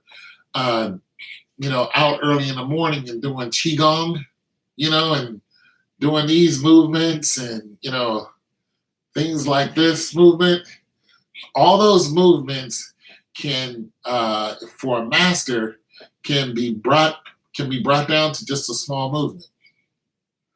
Just like I feel it now. All those movements, all those when you ever watch Black Belt Theater or any martial arts movie, what do they do in martial arts movies? They do stuff like that in it, don't they? Always with the old wide movements and all this to show off their style. They do that all the time. All they're doing is gathering chi the whole time. And you don't even know it. You think they're just moving their arms and looking goofy. That's not what they're doing. They're generating energy that you can't see. That's what they're doing. And then they're going to hit you with it. And when it touches you, it's going to explode. When they're breaking stuff, things like that, they're using chi to do it. And they're breaking bricks and stuff like that. That's how they're doing it. It's all chi. And a master can put his fist through a wall and not feel it. So it's just some things to practice, but I don't, like tomorrow I'll use it, but you won't see, I'm using it now, but you won't see me use it, but I'll know that I'm using it because I'm recovering faster. You know what I mean? Like I'll be tired, I'll do something and I'll be tired, and then I could sit there and not use chi, and it will take me a minute and a half to recover. Then I'll go and do the same exercise and use chi, and you'll see it'll take me 20 seconds. It'll be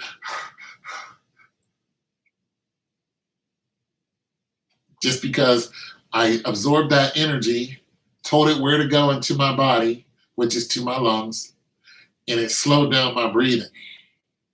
And it instead of using me trying to get energy into my lungs, it used the energy that I was bringing into my lungs. So it's a second type of dominant energy that you can use for whatever at any time. You need to push something, pull something, you need to walk somewhere. Once you start using your chi and you start putting it into your muscles or your joints and all that, you're going to notice it'll be easier to walk. You'll walk further. It'll just be easier. And if you can really concentrate on it, you can use it as a dominant instead of a secondary or a tertiary energy. It'll be your dominant energy. It'll be the main energy you're using for whatever your focus is. Now, some people use chi and they use it as an outward focus. Most martial artists, when they use chi, it's an inward focus. So you'll see them doing crazy stuff like getting hit by things and it won't hurt them. Chi. Now, the guy who actually created chi was able to yell at somebody and hit them with such a high amount of energy that it would shatter things in their body, blood vessels, bones. They were just able to. The guy who figured it out. he would yell at you, and boom, you would go down. Ah, boom, and it would just hit your whole body, and you would fall apart in pain. Now, if you look at the movie called Man of Tai Chi, look at the ending where Keanu Reeves, my dude, plays the villain, and he fights the guy who they call the Man of Tai Chi. And the whole time, Keanu Reeves is telling him through the whole movie, he's encouraging this guy to use his Tai Chi because he knows it's okay. The Man of Tai Chi movie is about martial arts and different fighters and the fighting style that they use. Keanu Reeves knows that Tai Chi is a dominant fighting style because you're not using just your arms, your legs, your mind. You're using a whole nother force. It's like having a whole nother person with you. So when he sets this guy up to fight, he actually fights two guys at one time. And he's fighting these two guys, and they're beating him, and Keanu's like, are you afraid to hurt them? Like, I know you can beat these guys, so cut it out. And the guy gets up and beats him. And every opponent he faces, the guy wins. And then finally, he faces Keanu Reeves. And when he does, Keanu Reeves is hitting him, and he's saying, show me. He wants to know how, like, what the true form of Tai Chi is.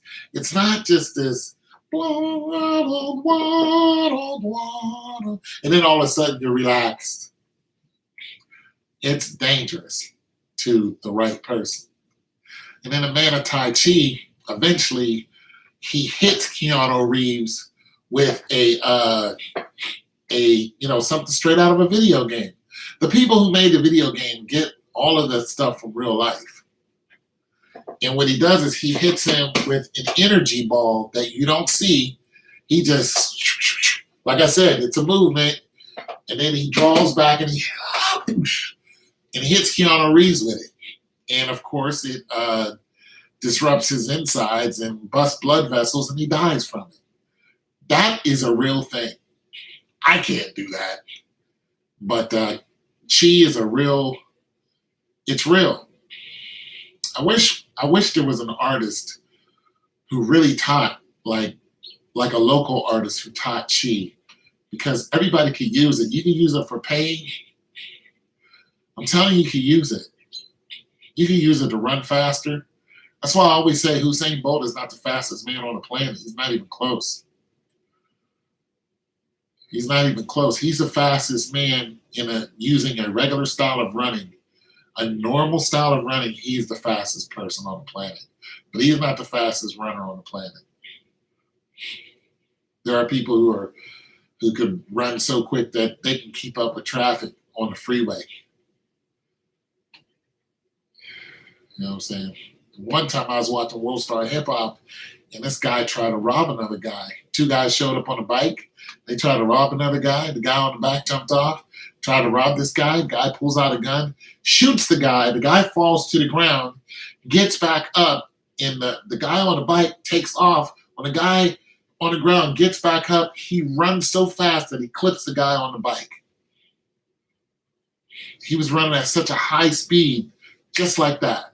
And he was shot when he did it because his adrenaline kicked in. It was one of the most amazing videos I ever saw. And it was on World Star Hip Hop. He just took off. His adrenaline kicked in, boom. And he clipped the guy who was on the bike doing 30 miles an hour. He caught that guy like he wasn't even there. Just bang. So, yeah, Hussein is not the fastest person on the planet. But under their rules and regulation, he is the fastest person. So, yeah, so Chi is a real thing, people. I can't teach it to you. Most of the time when I use it, it's inward, so you'll never see it. You know what I mean?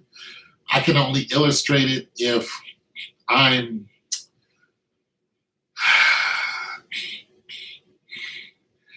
doing something and I need to recover. So when I do my punch outs, when I'm just doing this, my punch outs, I do this for a short time, and then I do it as fast as I can. It makes me tired. I use chi to recover from being tired because I'll be then I'll use chi to recover. I recover quicker. Now, then the next time I do it, I'll use chi to actually be inside of my muscles so I won't get tired. See, if you're using, I'll put it to you like this. If you have something that needs energy and you're using a battery, and you can have two batteries, and one battery is in reserve while you use the other one. Well, the battery that's in reserve is not being used. It's kind of like that. So if you're using chi to hit something, you can hit something faster without using your regular energy. So if I use my energy to hit something, I felt myself using that energy. But if I use chi to use that energy, you know what I'm saying? I know that I use chi to use that energy to strike you. So it's a different energy. So now I'm not as tired. And whenever I want to do something else and, do the same thing, throw another punch or whatever, all I need to do is generate chi again. So I've generated chi both times they hit you with it. Now, I'm no master at fighting. Of course, I can get my ass kicked like anybody else can. However, like I said, if you really study fighting and martial arts and understood how chi worked, when you hit somebody, you can hit them so fast with so much power that it's like an explosion hitting them. It's a good chance they don't want to fight you anymore. I mean, the fight will be over quickly. Just one punch, pow! And you don't have to punch somebody in a vital area. Most people aim for the face. You don't have to punch somebody in the face to end the fight. You can punch them right in the chest and the fight's over. Because if you use chi to strike them, if you punch somebody in the chest, boom, they're just like, okay, they absorbed your hit. And if they can absorb it, then, okay, now you're open for a counter strike. But if you can hit somebody with chi and hit them, boom, there's going to be a slight latent period, and then boom, they're going to feel it. They're going to be like, okay, you just hit me with something else. Because that is going to go through their body. That energy is going to disrupt something in their body. That's how chi works. You know what I'm saying? This is why you see a lot of old people who practice chi out there doing this. Those people are flexible. Those people still have good knees. I mean, they can carry water for long distances. They can just do a whole bunch of things. They can throw kicks and all that stuff. And you're just like, you're 90. How are you able to do chi? That's how. They're able to do it through chi. And some of them are so good, they can, you can, if you stand close enough to them, you'll feel it. It'll be like electricity or something, except less dangerous. You'll feel it. You'll be like, oh, I just felt something. You're feeling them, generate. You watch the Matrix fight scene with when Neo first learned Kung Fu. Watch when he did some move and he went like this. He went all the way out like this. He said, I just learned Kung Fu. And he said, show me. Now look at the move, though, that he did. Because when he brought his whole body and extended out like this, he was gathering chi the whole time. If you watch Black Belt Theater or any martial arts movie, whenever they're doing any extension move like that, especially at the end, they're gathering. That's all chi strength that they're using. That's not them flexing their muscle. That's all chi strength that they're using. And they're about to hit you with whatever it is. Especially, If they tag you with it, is you're going to feel it for a long time. So that's what I'm saying. There's just, there's some things that you can use. Like I said, I use it, but I don't use it for fighting. I use it just because my body is in constant pain. So sometime when I'm laying in bed, I will summon chi, and it will help my back out. I can try to do a small illustration. I don't know how good you guys can see me. But I'll do a small illustration. I'm tired already, but I'll do a punch out. And I'll be tired when I do it. And then I'll use my chi to slow down my breathing. And then I'll do a punch out again. So hold on a second.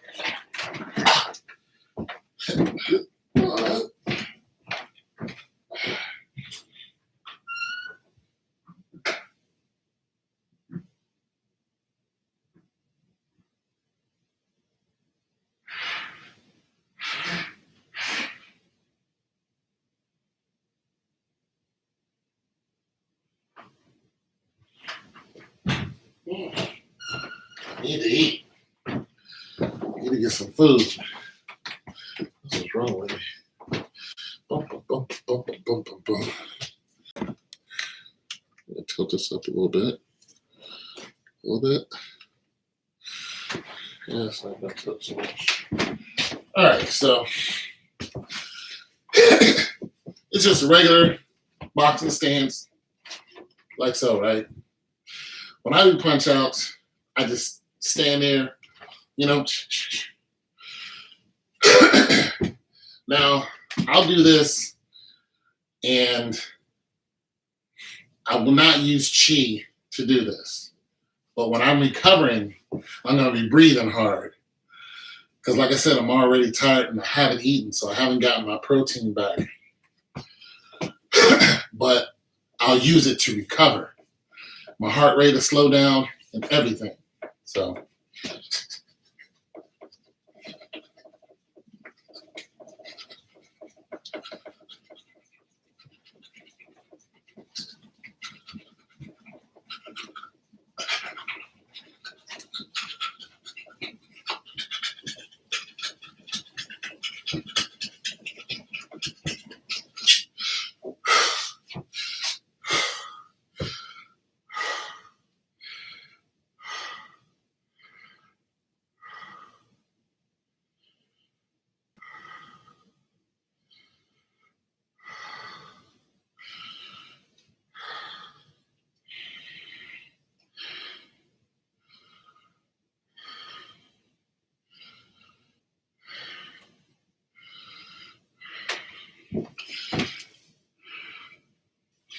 see that?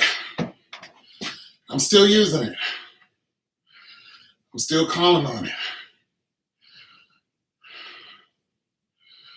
Now, I could summon more energy by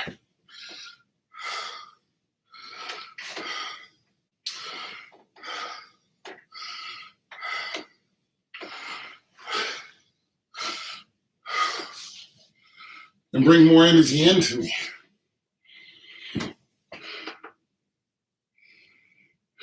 That's how it works. It's a secondary energy.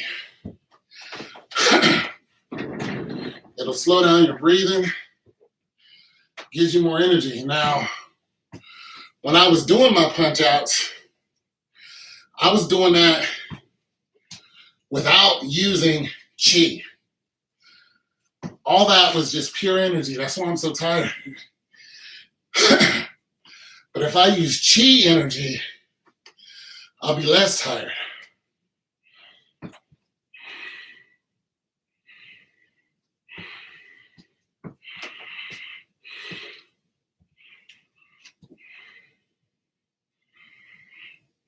Let me get some together here.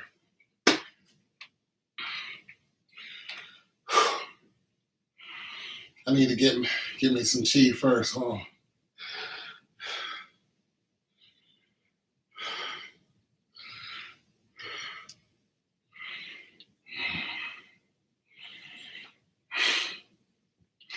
Woo!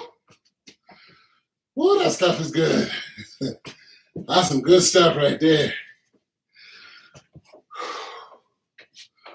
All right, so now I'll do it and I'll use chi to do it. I might not do it as long because, like I said, I'm already tired. I need to eat. But I'll use chi to do it. It'll cost me less energy. I'll take this watch off too.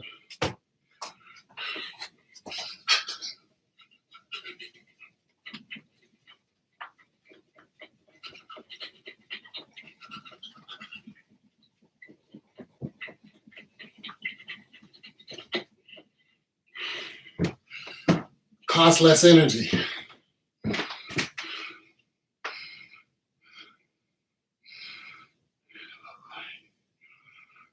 I did. I've been dropping weight. So,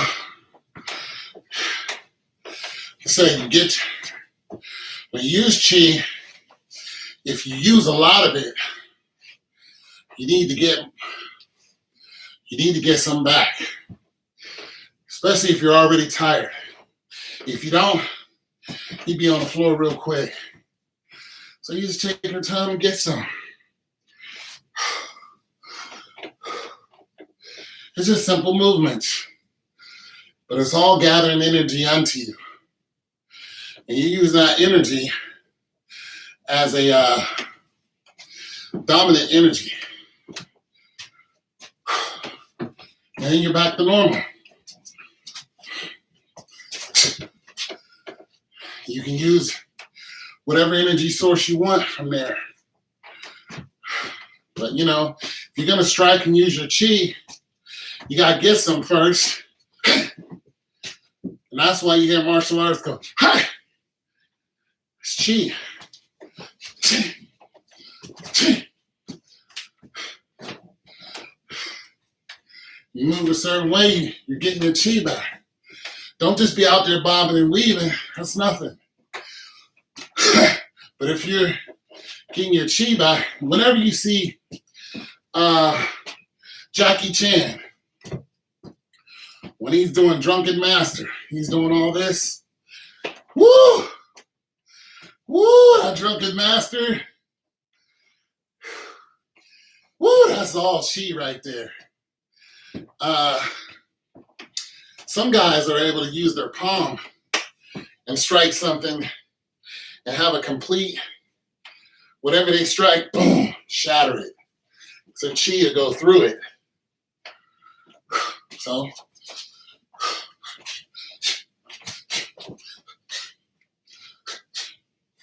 this is regular boxing.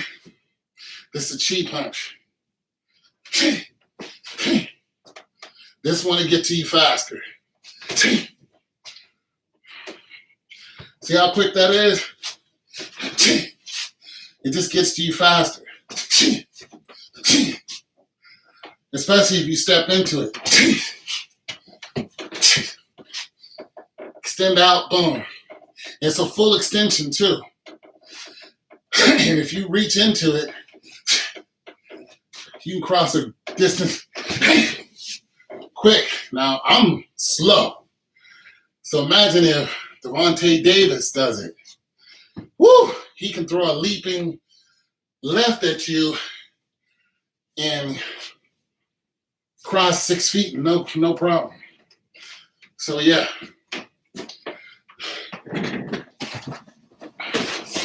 So I use it to recover. That's what all those movements are for. Yeah, I did lose weight. I was like 190, almost 190, or 290, almost 291. I'm 288 now. Tomorrow, shoot.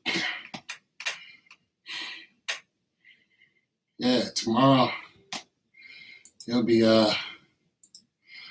I'm dropping weight every day. Every day. Because I'm serious about it. I need to, if I can get down at least 260, or 260, 270, I'll be happy with that. 260 is more better. 270, not so much. Not unless I'm 270 and yoked. But I'd have to do some serious gymming to do that. You know, 270, right now I weigh more than the average linebacker. But they are 3 times my strength. So yeah, getting back to the topic, ladies, there's a lot you can do to get your body together. I know you got babies and you might not have time for all that. Some of you might not care. But your appearance means a lot. Heck, some of you could drop some weight and pick yourself up a good dude. Some of you could drop some of that weight and you'll be on like Donkey Kong. You're like, whoa, wait a minute. Where all this attention come from? That butt, you get that butt together, get them hips together. Every man thinks the same way. You know, not unless he lives an alternative lifestyle. Every man thinks the same way, making babies. Do I want to look at, here and can I get a baby out of her? Can I spread my seed?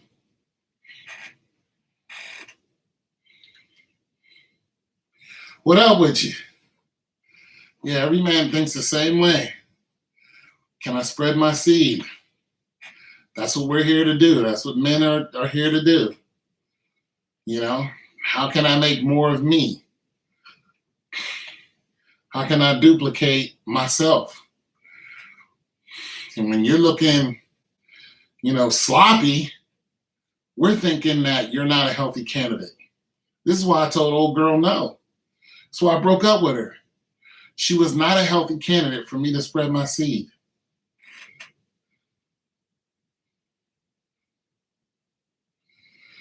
Yeah. See, I think I'm done too, but I'm finding out that 50 is the new 40 out here.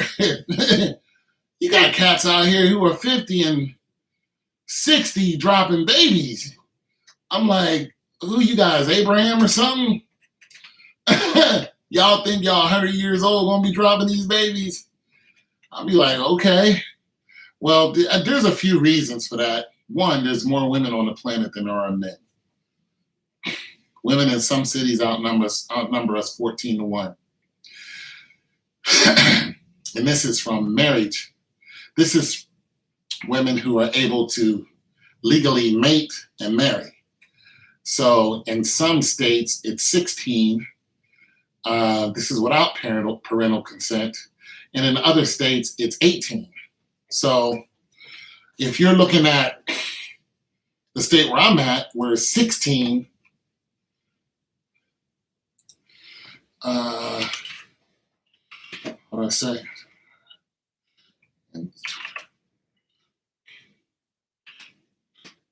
So if you're looking at the state where I'm at, where a 16-year-old male or female can consensually, mate with any adult 16 and up, then it gets even worse. It just gets worse. You know what I mean? So, we all know some 16-year-old boy who probably got a kid now. You know what I'm saying? You just hear about these things happening. Plenty of 16-year-old girls who have kids. It just happens. But then when you start looking, you're just like, wait a minute, they had this 16-year-old boy, has a child by a 25-year-old woman. You know what I'm saying? You're just like, well, wait a minute here. Why? Because he entered the market as soon as he turned 16. And when he ran up on her, she said, how old are you? And he said, 16. In her mind, she thought the dating game right now is wicked, for one. I'm 25 years old. I have no one. The average ratio is 14-1 in my city, and this young man just became available legally. What do you think she's going to do? Tell him no? No. No, she's not. What's going on? She's not going to tell him no. She's going to tell him yes. She's going to tell him yes, and she's going to have that talk with his parents or whatever, and boom, they're going to run off, and, that's the way it is now. So, yeah, I mean,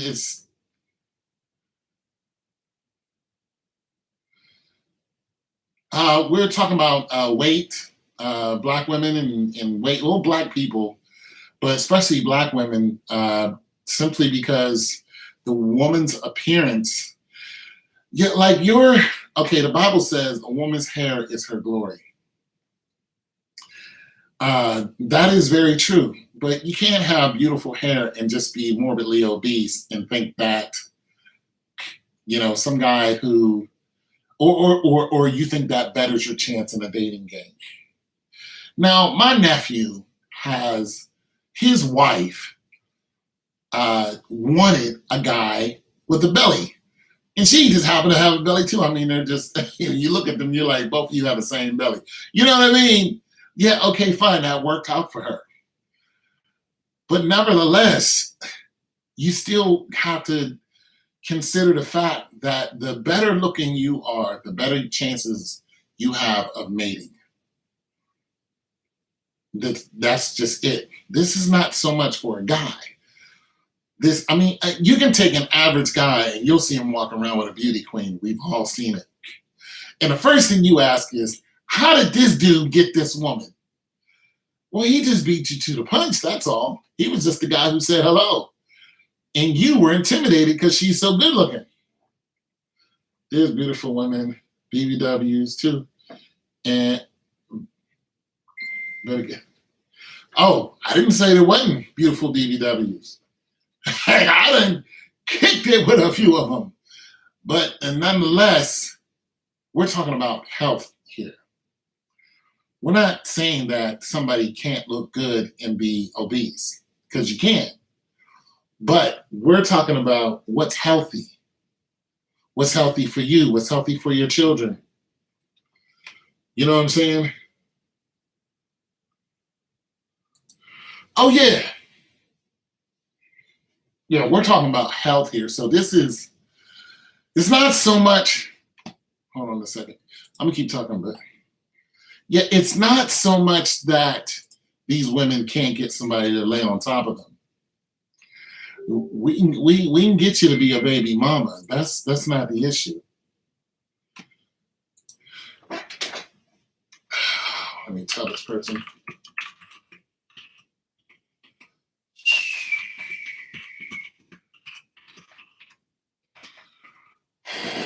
Yeah, you can be a baby mama. There's some stray guy who will come along and bust one up in you. That's not a problem. But when you're talking about locking somebody down, that's a whole different thing. Now, I don't think that every woman should run around looking like a supermodel. Because truthfully, I'm not really attracted to supermodels. I like a woman who got some hips on her. I just do. That's going to get my attention way faster than somebody who's eating, celery sticks, all day long. I like a little, something I can hold on to. It is what it is. But your health is a major concern to me. And so that's what I'm saying. If your woman is looking unhealthy, let's just face it, a good diet, a good exercise regimen, you get out what you put in, right? So, all of these things, it's not like you have to, it's simple math, people. If you want to live a healthy life, you have to do healthy things. That's it and that's all. If you know what I'm saying?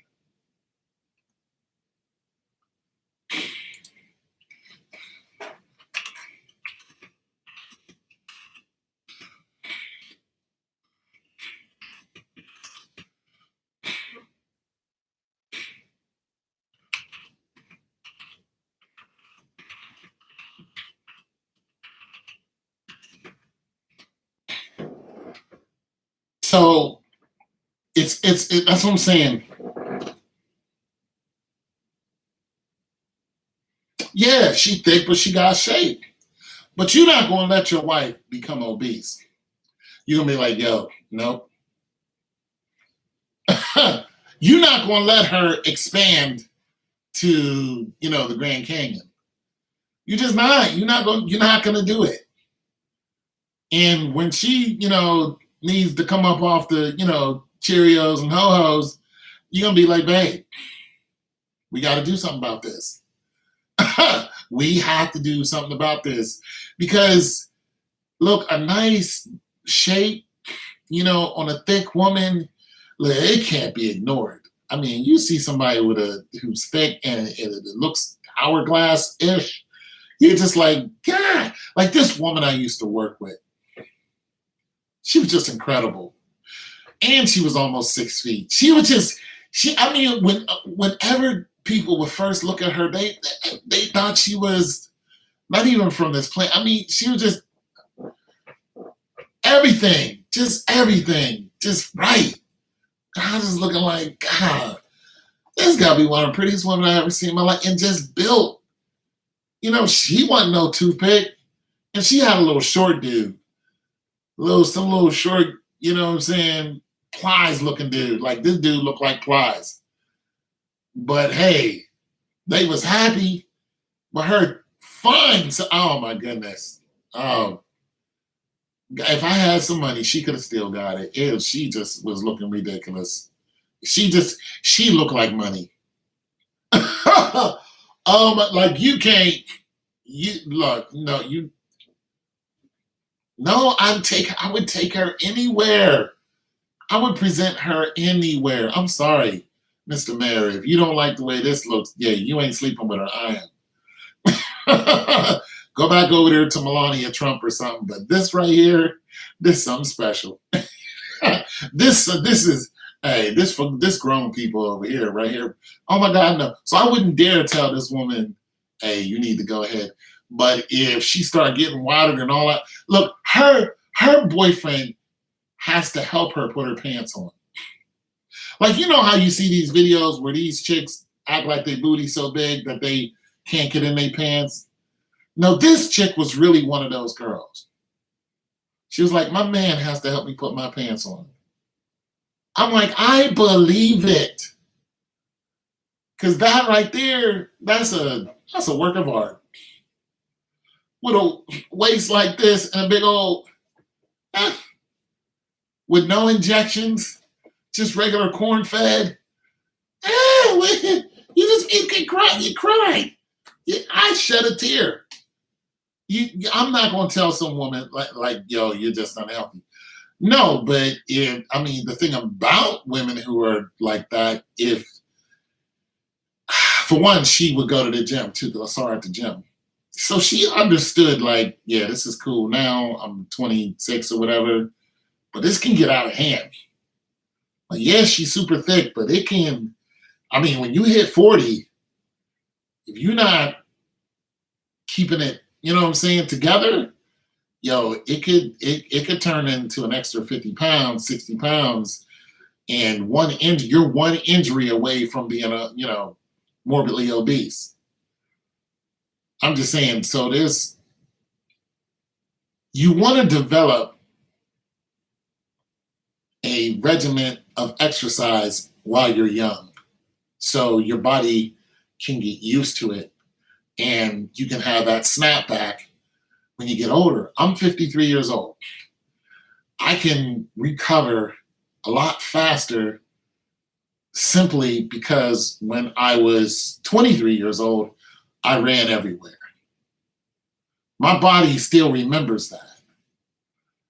So being that I have all these injuries to my body now, I can't go out and do those same things. Nonetheless, the things that I can do, my body still reacts to exercise. It's like, oh, I remember we used to do this. And then boom, my heart rate will start going down again. I'll start losing weight again. And just like that, it's just easier for me to do it simply because at one time, that's what I did every day. But I was competing too. I was a competitive runner, So I listen, my coach never told me I had to go out and practice. He used to brag about me. He used to say I never have to tell him to go out and run. As a matter of fact, I would run when we would the track was a couple miles away. I would run from the track after practice. And everybody else would be in the van. And they would see me like there you go, dude, right there. And they say, yo, do we have to do that? And he was like, no, I just don't have to tell them to run. I literally run back to the campus. I would go to a track meet in Germany. I ran to the track meet, ran, and then would run home. So it's just something that I really like to do. I can't do it anymore. I miss it. But if for some reason my knees got healed and whatnot, and my back didn't hurt so much, and I was able to start running again, I would drop probably 60 pounds within less than a month. I would probably drop, it would look almost dangerous. I think I could probably drop 5-6 pounds a day until I got back to about 220. I could drop weight just like that and it would be natural. So I'm just saying, get into a regimen now. If your wife is thick, God bless you, my friend. My friend, God bless you. You're probably young too. You probably ain't even 30. Probably ain't had no major surgeries or nothing like that. God bless her. But life happens, and then it's like, oh, okay, now what are we looking at? That's all I'm saying. You want to give your body a fighting chance, even though you can't do the things you used to. I got hit by a car. Okay. I'm going to work one day, boom, get hit by a car, changed my whole life. So I'm just saying life happens, but when it does, you want to give you want to be in a regimen already to where your body can easily recover, even from surgeries and stuff like that. Like exercise goes into that too. So let's just say that you, not your wife, let's just say that you have a workout regimen. You go to the gym 3 times a week. You're not serious about gaining. You're not one of those guys. But you want to beef it up. You know what I'm saying? So you're gonna strut around the house like, yo, babe. You know what I'm saying? You want to beef it up a little bit. So you are serious about that, but you're not competing. Is what I'm saying. But nonetheless, 3 times a week, you're serious about that. You've been doing it for, let's say, for the last 2 years. And then all of a sudden you move to a place that doesn't have a nearby gym for some reason. Let's just say your job took you somewhere and then boom, there's no nearby gym that you're at. So all the weights that you used to, doing and the machines, ellipticals, and all the access that you had, you no longer have access to. So that's going to change. Your body is going to change because you're not able to do those. Your muscles might get smaller, but nonetheless, your heart rate, as long as you're still able to move, bring your heart rate up and keep it there for 20, 30 minutes at a time, and then have a cool down and all that other stuff. Your heart is still going to remember that. Your cardiovascular system is still going to remember that. Your blood is still going to be flowing a lot more easier than it would if you didn't do anything at all. That's what I'm saying. It's easier for you to, once you get to another gym or you adopt another type of exercise, boom, okay, well, I'm going to do this if I can't do that. Boom, you're able to do it and you're right in it. You hit the ground running, boom. It's nothing to you because you've already been doing it. That's what I'm saying. And once you get older, that sticks with you. Next thing you know, you're 50 and you're not doing all that stuff anymore, but nonetheless, you have muscle memory. This is why Arnold Schwarzenegger can still go in the gym and, he's still a decent sized guy because he has muscle memory. Same thing with Ron Coleman. You know, even though his back is all messed up, he can still move something in the gym. I seen a guy in the gym with a walker. This guy was, this dude had to be 70 something. And he was, I mean, his arm still had a shape to it. He took that walker, backed it up, went to the next machine, it was cranking it. I'm like, that's what I'm talking about. That's what I'm talking. This guy can barely walk, but I'm telling you, he was in the gym getting it. Bam, bam. You know what I'm saying? So it's be serious about you. You shouldn't have to have anybody tell you, but it's okay for somebody to encourage you. But you shouldn't have to have anybody tell you that, look, get it together. And I done had people tell me that before, and it was not a good feeling, you know. So I can do other things. I just can't run distance anymore. You're 33? Yeah. And basketball is I mean, the only thing about basketball is the up and down. Once you bring your body weight down on your joints, this is what takes most basketball players out of the game, actually. Their joints, that cartilage in between your synovial joints. So your synovial joints are any joints that has synovial fluid in it. So your shoulders, your knees, you know, those are synovial joints. So that cartilage doesn't grow back. I don't care how much shark cartilage you eat or fish oil, whatever. It just doesn't grow back. So under your patella or your kneecap, you will, here's one problem that runners also have. There's one way that people get knee pain. So what happens is your knee is connected, of course, to your thigh muscles, right? And your knee is also connected to your tendons. So whenever your joint moves like this, you know, your knee is moving. This is your thigh. So your knee is moving like this. It's scraping up under the patella. That cartilage that's up under your patella does not grow back. So if your patella is being pulled on by one of your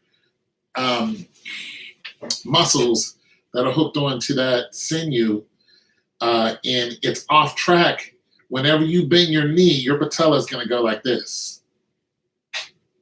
This is how a lot of people stop exercising and they can no longer perform any of the sports because their knee is doing like this. It's off track. Now, a lot of times therapy can help you, but nonetheless, it gets too late because this is digging into the patella right now, and that cartilage is gone, and that's what's causing you so much pain. That's just one of the things.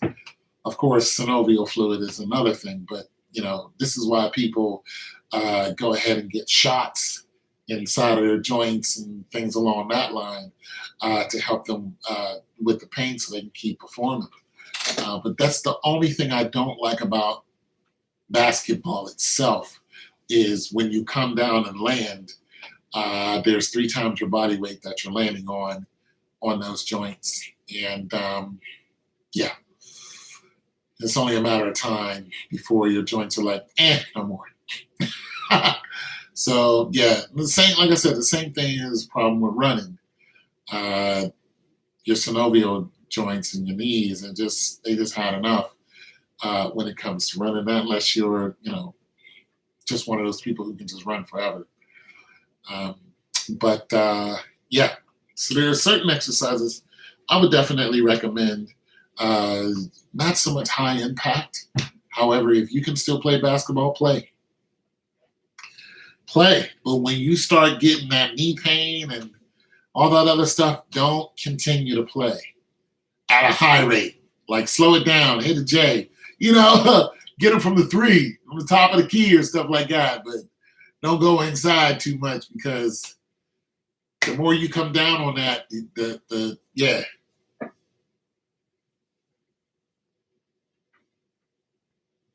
Yeah, you can. I know because I've done it. You know what I'm saying? But yeah, you gotta if you're balling like that, next thing you know, boom, you feel that little that's how it starts. Next thing you know, you're limping. Don't let it get that far because you might end up having to replace that knee.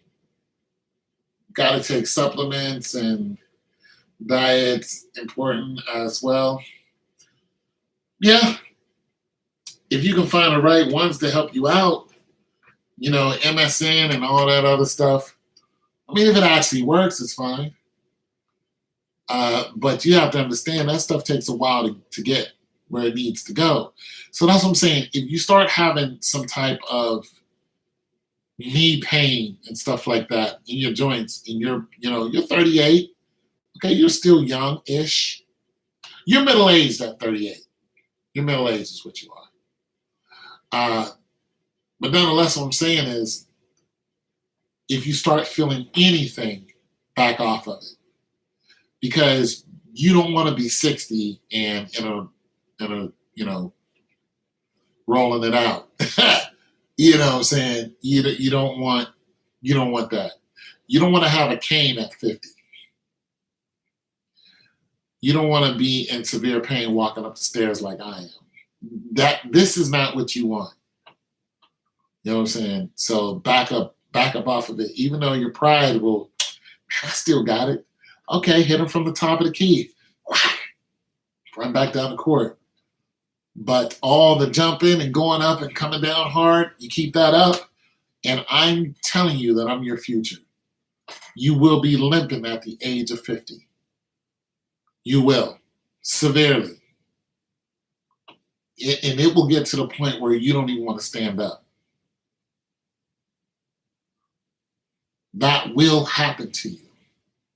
It's not even a matter of if, it's just a matter of when.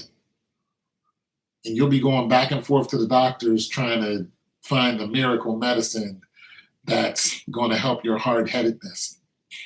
Then you'll remember this face. Say, Tone told me to slow down, but I didn't. You can simply find another exercise, something else to do. If you feel that pain, don't ignore it. Another thing is warm up and warm down. See, this is what got me. When I ran, I used to I was in good shape. So I would just go outside and start running. You know what I'm saying? I'd be like, I'll warm up later. I'll warm up another time.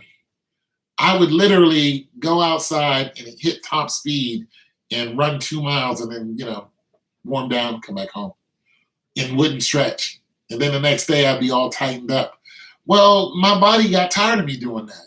Next thing you know, my patella started going sideways because I didn't stretch right. And once I got off track, that was all she wrote. It was just a matter of time before I couldn't run anymore. And now I can't run anymore. Like a full stride, me running at full stride. Mm-mm. So I'm saying, don't do what I did because it feels good while you're doing it. You're just like, I still got it. I'm 40. Boom, bam, take them to the hub. Go out there, bam, come down, bam. God, dang it, that hurt. You need to exit the court, go and sit out, tag your boy in, tag in the 6th man, and call it a night. Grab some ice, put some ice on it, make sure the swelling goes down, get some ibuprofen or some naproxen, which is Aleve. Aleve is naproxen. Get yourself some countertop Aleve, and then boom, pop that in, boom. The next night, do the same thing. Pop some Aleve, bang, put some ice on. I'm telling you, don't go back out and run the next day when you feel good. Don't be fooled. Make sure the swelling and the inflammation goes down, boom, stretch, and just be on chill mode for like a week. Knees wrapped up, everything. Like seriously. Because if that inflammation continues, then it gets out of hand. It's just, and once it gets out of hand, then your body slows down. You go from, I mean, you go from brand new Cadillac Speed to a minivan 20 years old real quick. Real quick. Yeah, and it's all downhill from there. So, yeah, I'm just giving you some advice from somebody who is 20 something years older than you. Don't be hard headed. Get just, as a matter of fact, you should already be icing your knees after you play. See, you feel good after you play because of the adrenaline that's running through your body. You ever get into a fight and then you don't know you got hurt until, the fight's over and you calm down. Next thing you know, your hand is all, or you got blood somewhere and you didn't even notice before. It's the same thing with sports. It's the same thing. The body is trying to reach peak performance. Whenever you play any sport, I don't care what it is, if you have to move to do it, the body is trying to move at its peak performance. So whatever it is, the body is going to accelerate at, even if you're at a casual jog, the body is going to try to keep that pace as much as possible because the body loves to move. The mechanics of the body is made to move.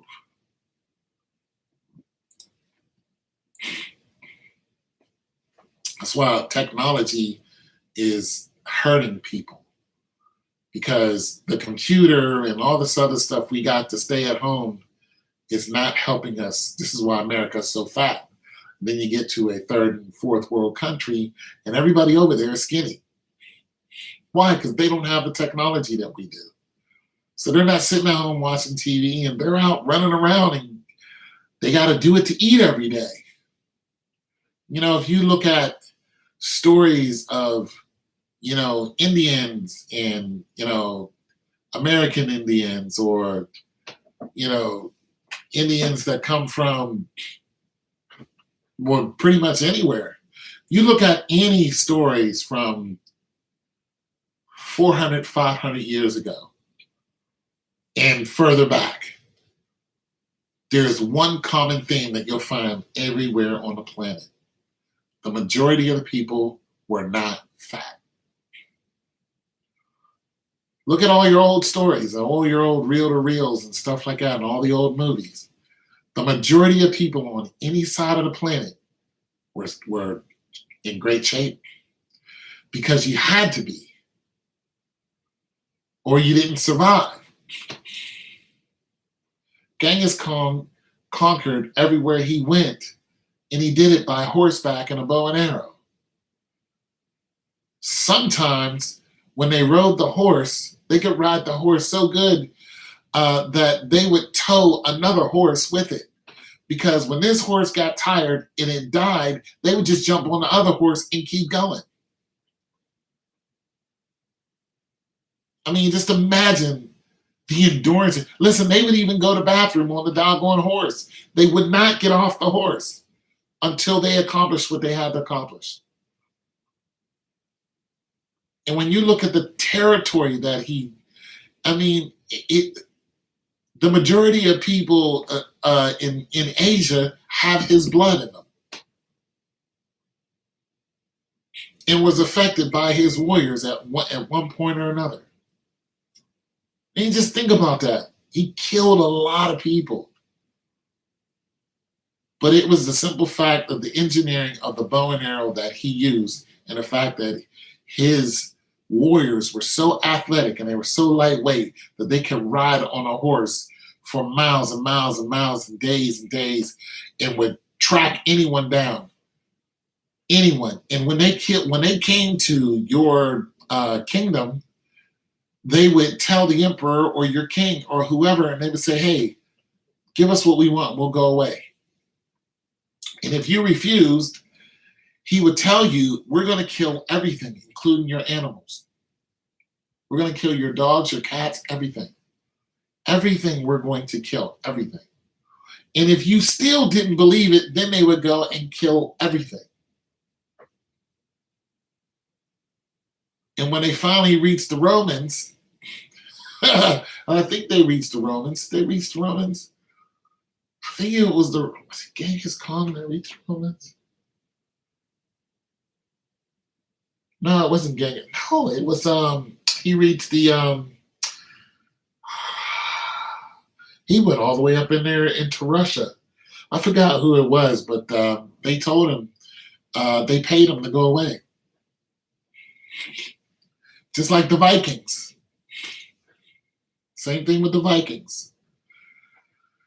The English paid the Vikings to go away. Here, bye.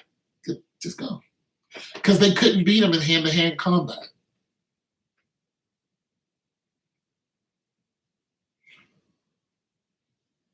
So you'll notice that a lot of stories back then, nobody was fat. You would, it would be hard pressed to find a fat person. Anyways, I'm gonna go ahead and go. Thank you guys for, well, you guys are still here. But ladies, get yourself in shape. Guys, encourage a woman. Don't discourage her. Women still have feelings, and we want them to have feelings to take care of our children. We want them to be nurturing. We want them to be ladylike. We don't want them to be hardcore and all this other stuff that they think is a good thing to be now. We do not want that. We want you to be feminine. And we want you to take care of your body and be a good example to our children and live long and healthy lives. All right? It's your boy Tom Tutu. Peace.